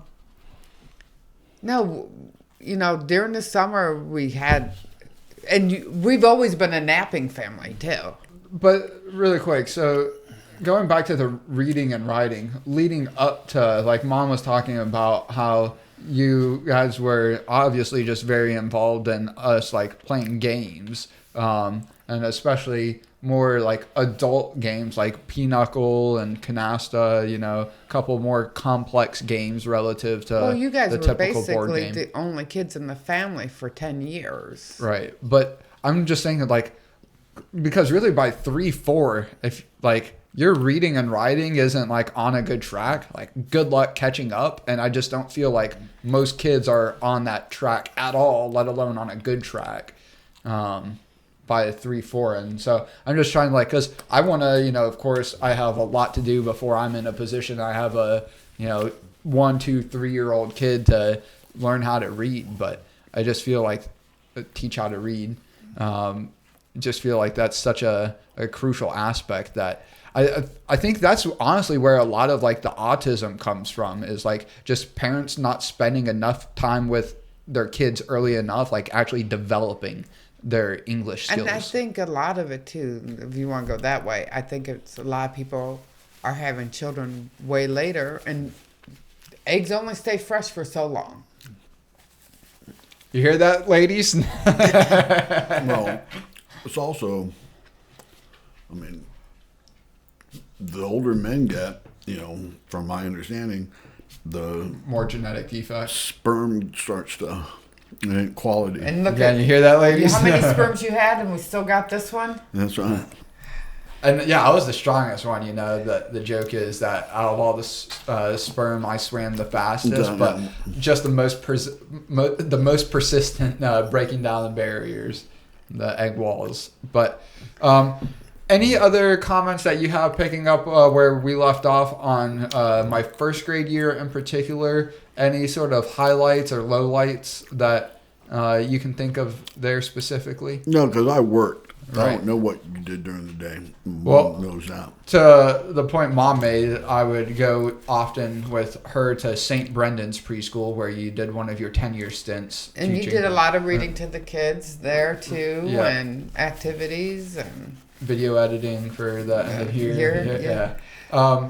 But then I do recall much more infrequently, or a much rarer occurrence, going to Landcope predominantly is the one I remember, having the PlayStation 2 there and playing Burnout. That was one of my go-to games of choice. And I don't know, did you ever get like in trouble for that? I mean, I guess that was kind of like what that room was there for, more so than you guys to play it. But Well, it was for us.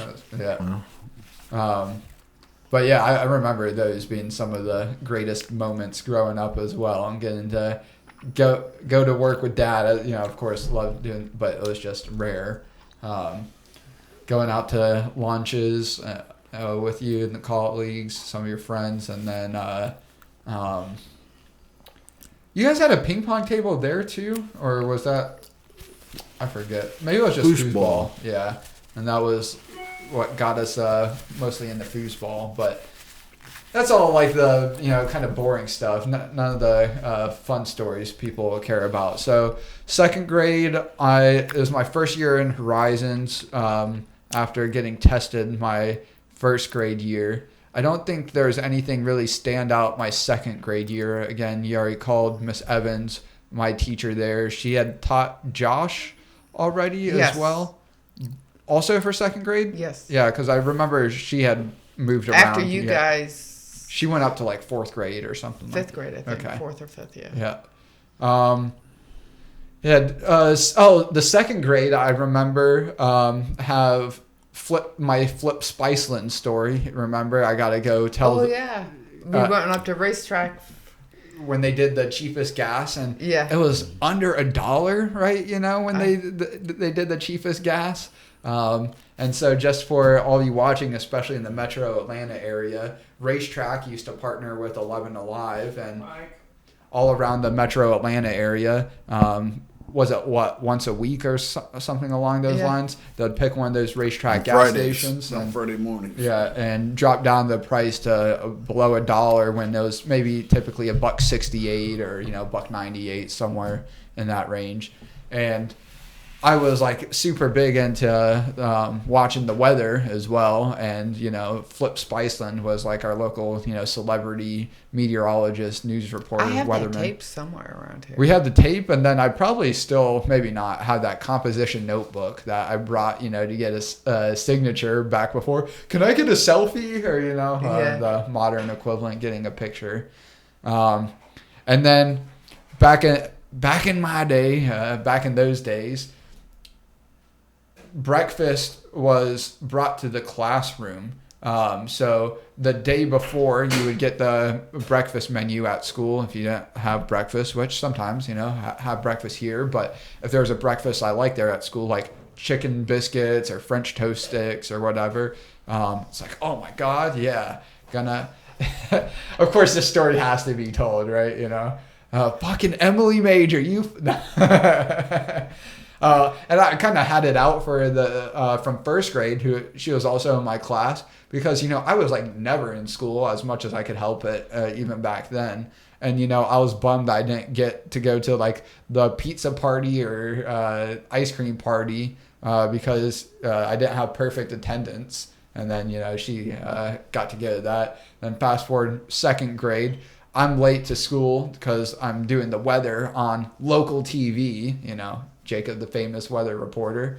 And I had already put in my breakfast order for the chicken biscuit. And that fucking bitch, she stole my chicken biscuit. And do you remember who remorse. you ended up having lunch or breakfast with? Yes, that day? Miss Gilmore, my favorite substitute teacher, a Gilmore girl in the flesh. No. She was your favorite. Yeah, it was a good day whenever I had Who it. else was your favorite teacher? So, yeah, and skipping over first grade, and I meant to bring her up as well when we picked up where we left off, Miss Flack. Emily Flack. Yeah, definitely did not have a crush on her either, looking back, right? At first, she was your Spanish teacher early on, I think in kindergarten. Yeah. And it Because was like, you guys started. Yeah, it was like first grade, I think.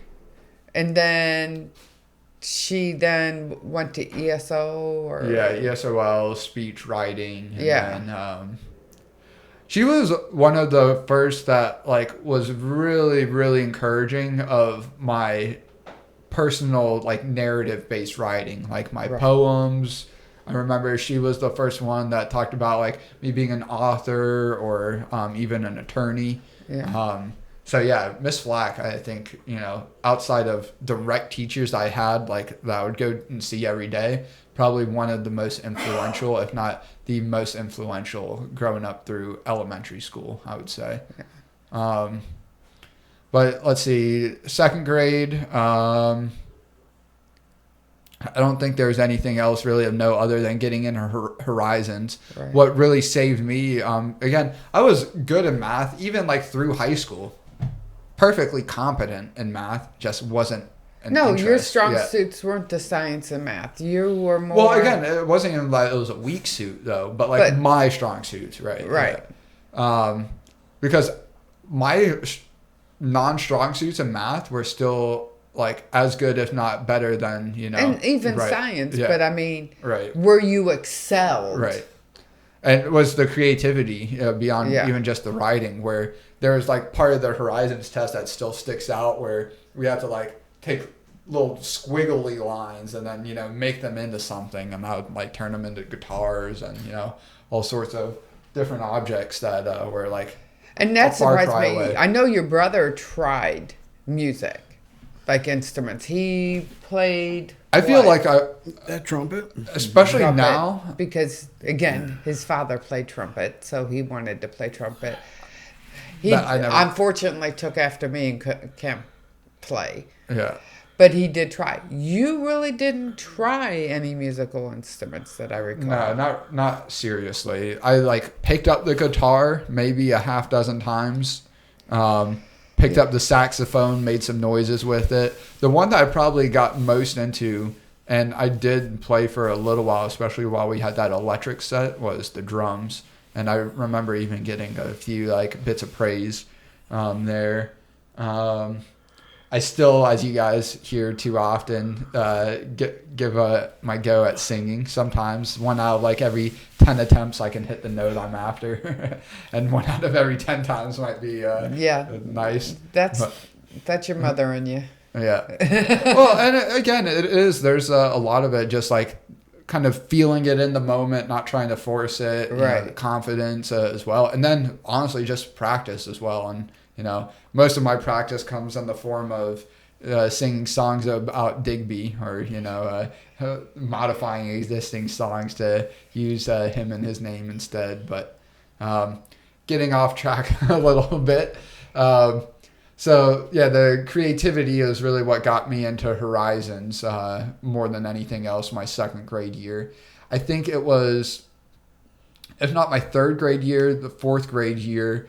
There was a kind of competition that really stood out in my head. I think this was fourth grade, where we had to create an invention or come up with an invention. And literally every other single kid like had some like kind of bullshit, kid invention, right? And now given I couldn't actually like build out my invention, but I built out a scale model using Legos and thinking about like what would really help the world, be like a valuable contribution to the world, right?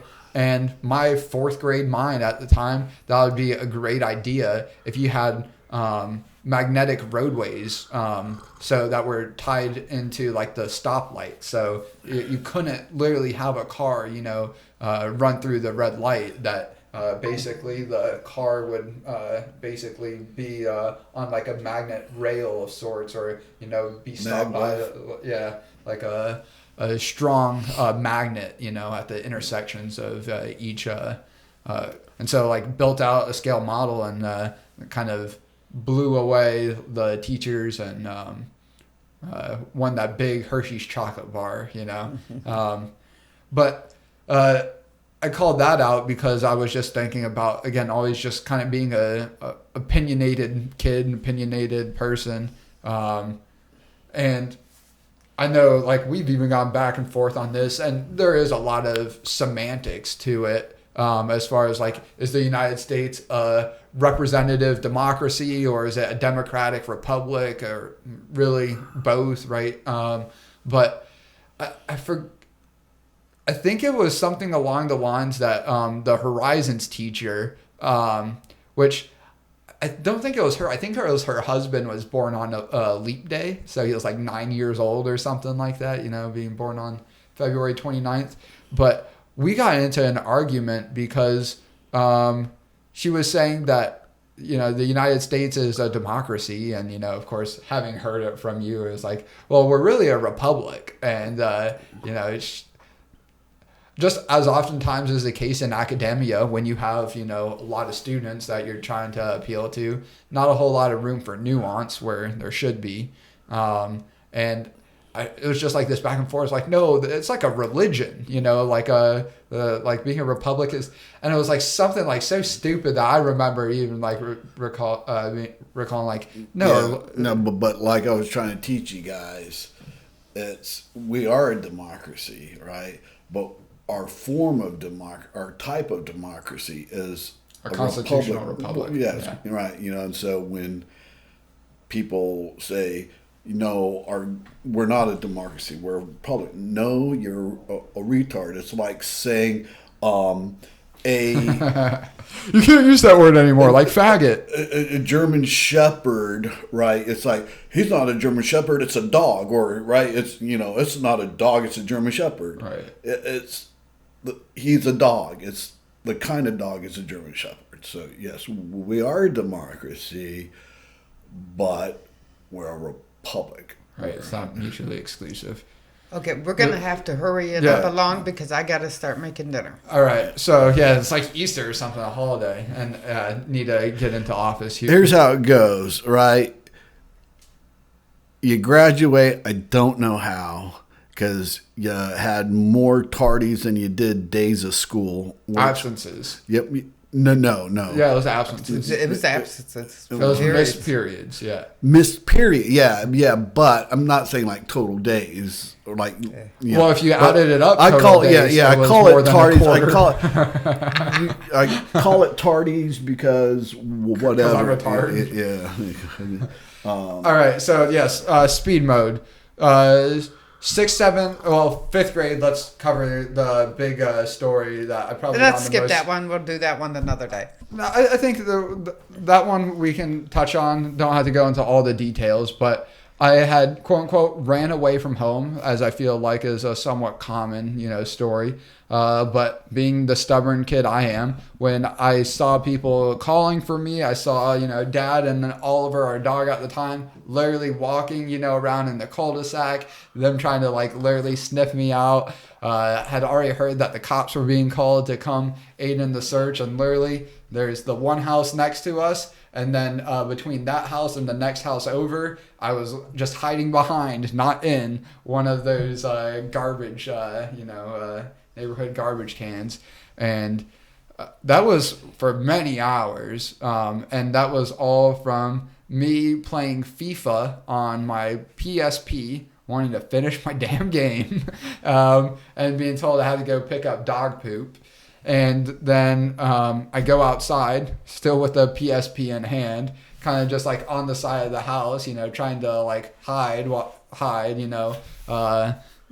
playing my game. Not really like hiding, but just finishing my game before I go pick up the shovel and pick up. And before I could finish my game, I think you had come over before I could pause it. Just took the PSP and pick up dog poop or whatever, and I think you might have gone inside. I might have picked up a couple. Him and Josh loads are working on the car, doing something with the tires. Okay. And then I was like, you know what? Fuck this. I'm gonna go run away.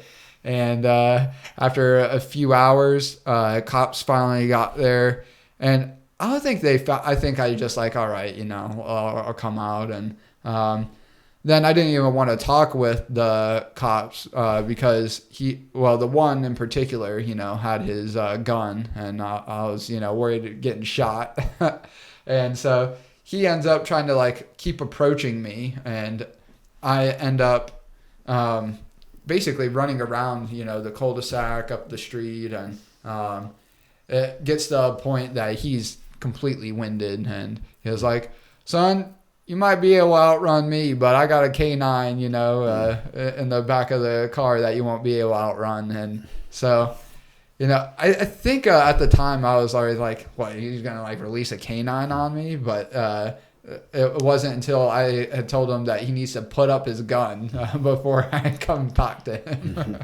And so he had some, kind of choice words for you guys for how to take care of a problematic child, right? Just not leaving a mark, right? Yeah. So. He told us we had a strong-willed child. Good luck in future endeavors. Yeah. Yeah, that was a pain.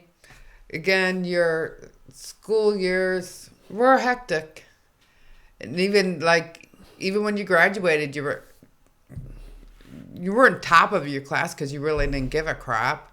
Yeah, that was one I remember. And poor girl, Riley Anselmo, very beautiful girl growing up, and I had homeroom classes with her. Her name also being last name starting with an A, and she within the last handful of years died. I think some sort of like drug overdose, some kind. But I still like just vividly remember like, wait, is this really how people like thought of me? Like, and some people did, fucking idiots. But she was like surprised because like the people's name that were on bold in the graduation had graduated with honors. I was not on that. I was like just like 0.1 GPA or whatever shy because to your point, like, Didn't care. And it's like, am I getting through or not? Like, where so many people still to this day look at high school graduation as an achievement. And it's like, you and I have very different ideas of what an achievement is. But she was like, wait, I thought you were a genius. It's like, yeah, no, that's... Maybe. I wouldn't disregard that.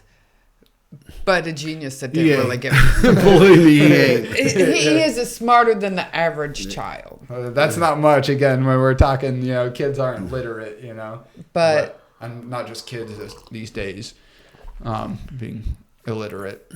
But, so yes, fifth grade, that was probably like the biggest event of me getting... to me, the more bigger is when you both were in middle school. Okay. And so that was, that would have been my 6th grade year, his 8th grade year. And so... A little frickin' narc. Yeah. And I got, rightfully so, especially with hindsight, got in more trouble at home for getting my brother in trouble at school. We let a fight continue on from the morning at home into school, which shouldn't have been the case. And you being annoying and Josh trying to ignore you. Me being annoying, impossible to imagine. I think I was like throwing paper wads at him or whatever, and so And then he hit you. yeah, then he hit me, and then so I told on him, and then he ended up getting ISS. I didn't get in any trouble except at home, and then kind of the funny aspect of that, if you will, when we both got called into the principal's office before he got sentenced to his ISS, we both had to give a write-up of what happened. And, me being the narrative-based writer, I like to think I am, wrote a whole page, and on then a asked legal for an pad, extra sheet. Asked for an extra sheet where Josh, wrote like 2-3 lines. I hit my brother. He's annoying. Yeah. Something along those lines. And I gave it like the precursor, like the... not the epilogue, the Prologue. yeah. Yeah. For the And morning. then the other times, like your brother would have to wait for you because, again, you're dragging your feet. You don't want to go to school. You're praying that I'm just fed up enough to say, just stay home. Yeah. Send your brother on his way to school. Drive your butt to school, high school. Yelled at you the whole way. You could care less. Well, you even forgot, unless you didn't want to bring it up, I think it was my 7th grade year. He had to pull over on the way in. And again, I wasn't like being serious. I was literally just to be an asshole, stubborn ass child that hopefully could get out of school, or at least another 10 to 15 minutes out of school, take the seatbelt, and put it around my neck. And it's like, Jacob, what the fuck are you doing? And, There was another time we wrestled in the back of a minivan. Well, that was wasn't even in the back. That was in the front. You had to just pull over to, hit me with both hands. I could keep both on the steering wheel and hit you at the same time. No, but yelling at you the whole way. Yeah. And I'm telling you, it wasn't a drizzly, rainy day. And would've you been know out how of your bad car. my Yeah. hair goes when it's a drizzly, rainy day. Oh, I would have been chasing you with my hands up. I love you, Jacob. I would have been all the way, but instead I rolled down the windows and yelled it, and I'm going to miss you, blah, blah, blah. And then River Yeah, a friend, since kindergarten. Yeah. says, Jacob, what did you do to piss off your mom already this morning?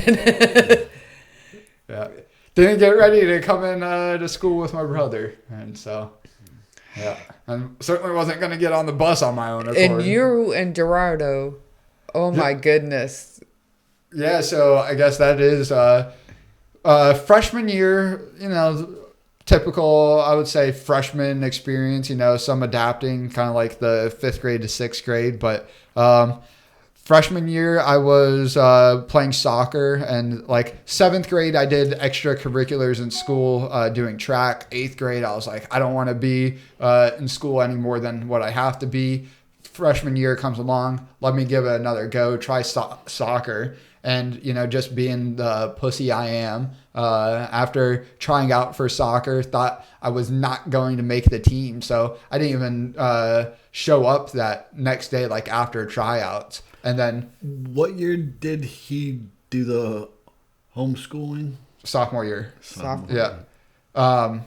And so then I get a call from like, not Alex Custodio, Alex Cruz, I think. Like, hey, dude, you gonna like be here like for practice? I was like, wait, what? Like thinking, no way I made the team. And You were very good at soccer. They wanted you to be in the traveling soccer. And we're like, yeah, he's not going to be a rock star. We're not investing that kind of money. yeah, and I'm glad that was the case, because again, like my heart was never into it in the way to like.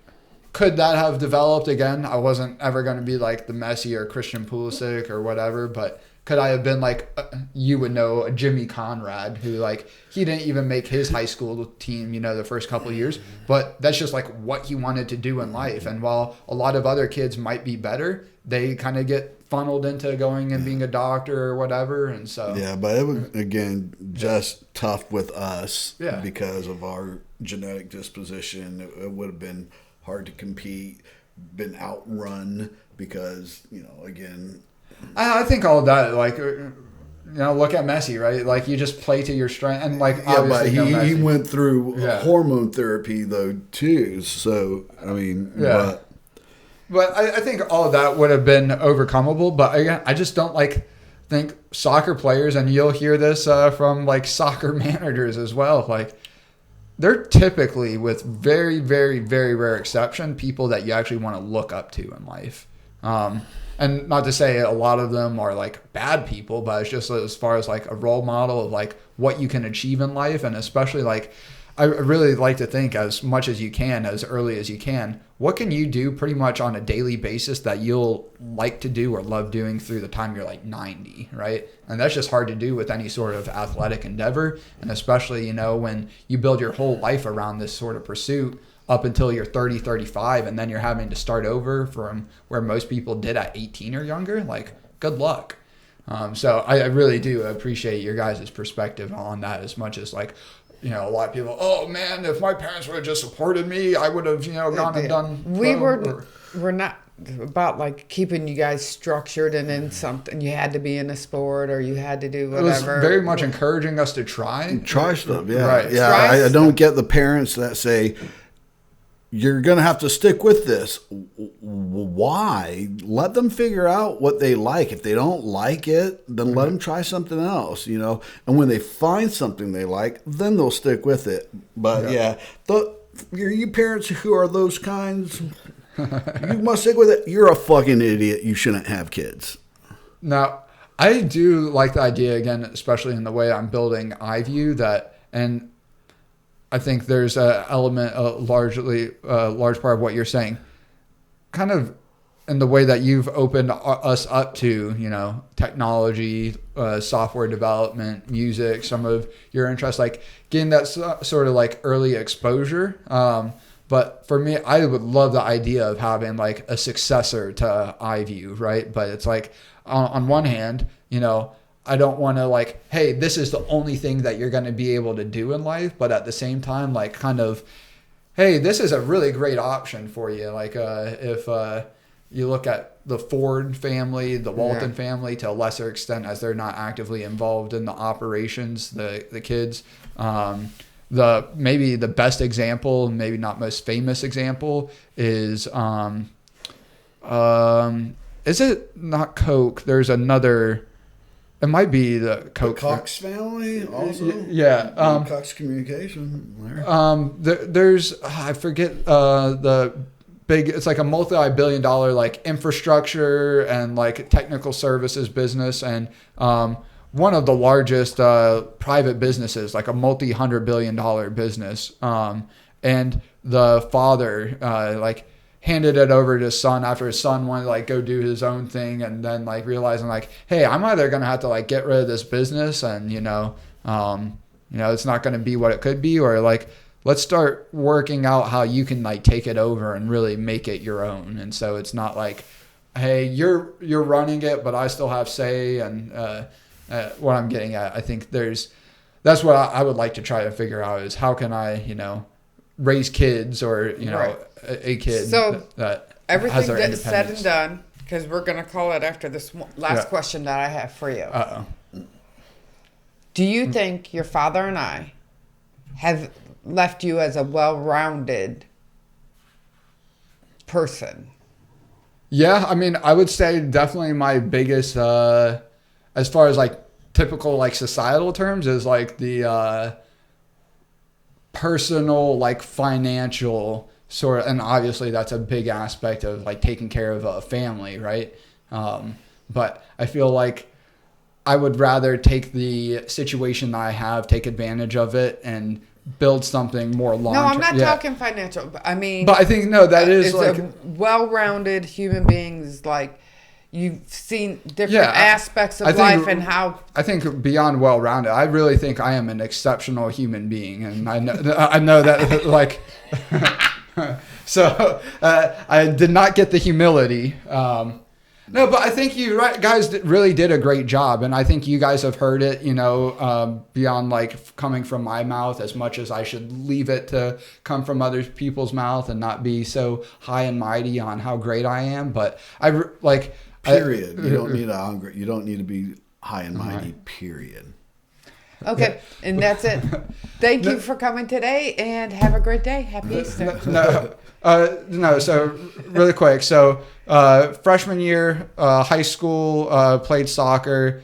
decided, well, God, your soccer Coach. coaches in high school was a freaking joke. Yeah. What a dipshit. it was very much kick it to the corner flag. And It was like playing late 70s, 1980s American style soccer. Okay. Like goofy. And no, I think there is something to be said. Like, I was listening to a podcast the other day where, like, you were a tough coach, but in a loving, endearing way. And there's a difference between that and just being a hard ass to be like a hard ass, and like almost purposely try to be a guy that no one likes versus like, hey, you're not going to like me, but it's because I like you, right? That I want the best. I know we're wrapping up. So didn't have the greatest experience there. Neither did he. I got benched a lot as a result. Because literally I was like starting and then, Same thing with Frazier, right? Yeah, well, Because- his dad also. Yeah. He and I'd be sitting in the stands just thinking. I remember, like one of the early games of the season, given like, again, awful coach. We did not win an entire game. We did not win a game that entire season. But one of the early games, I remember getting pulled off. I was like, I'm doing pretty good. Like, what's going on? Jacob, is that your dad yelling up in the stands? I was like, I don't know. But again, I love it. I love that you cared and you were there. Sophomore year, I was pretty much done with school again. So my second semester, left South Forsyth, went to what was called iAchieve at the time, Forsyth County's public school, which I ended up seeing one of my teachers I had my sophomore year, both in person at South and virtually, just a couple days ago, this past Thursday, a few days ago now. And then, yeah, I think that was by and large a great experience. From online school is, for me, in some respects, like for the subject matter I like, but for the subject matters I don't really like. Like I had a 94 in chemistry while I was in school, and then that dropped down to a C. And then it definitely was not the case that Josh would help do chemistry, and then I would do his language arts assignments. And then, help some other people with their language arts assignments as well. But I was very much ready to get back to school my junior year. But thankfully, by doing the online school my sophomore year, I was actually ahead. Could have actually graduated at the end of my junior year, but and actually still had a couple classes I didn't need to take. Decided to make my senior year a little bit easier than most. And I had 4 periods out of the 7 typical periods of a class schedule, 184 missed periods of a 180 day calendar year. So more than a quarter of school missed my senior year. And you made the point of Gerardo and I going out and about. One day we got stuck trespassing, off-roading in a Jeep. And that story aside, I never got in trouble with the school or otherwise for skipping. And Gerardo maybe had, a 5th or 6th, of the days, but still like a fairly large amount. And I remember he got busted for it. And it was always like I would leave in school sometimes and like skip after a class. And one of my teachers there, I was taking an extra science class, had like 105 in it.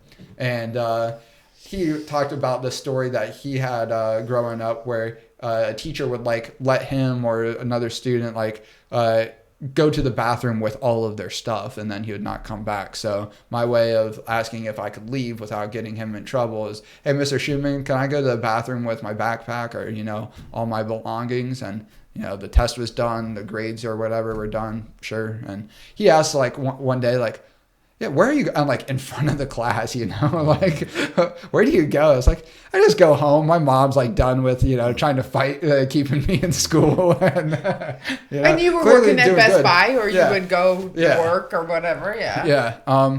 But, and then he also, my graduation, I remember him making a real, like, kind of like, almost like the girl, like, kind of very special sort of like, congratulations and like, hey, you're gonna go do something, kind of. That's what I got from it. But here I am, still living at home, still working on it. Start doing something. I hope she farts. Oh, no. He never said. Yeah. But I think that's a very, very high level of some of what it was like to live with me growing up.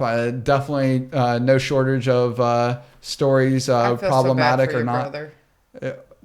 Why? Just Having you. oh, as a brother? Yeah. I'm kidding aside. Yeah, but not so much either. Well, thank you guys for doing this part 2. Maybe one of these days we'll have a part 3. But When you I know have children, we'll do a part 3. Yeah, I know you Thank guys are sick of talking to me for quite some time. Happy anniversary to you both again. 30 years of with each other, let alone Josh and I, is quite the amazing feat. Thank you all for watching. Happy Easter, and you'll catch us in the next one. Or catch me in the next one.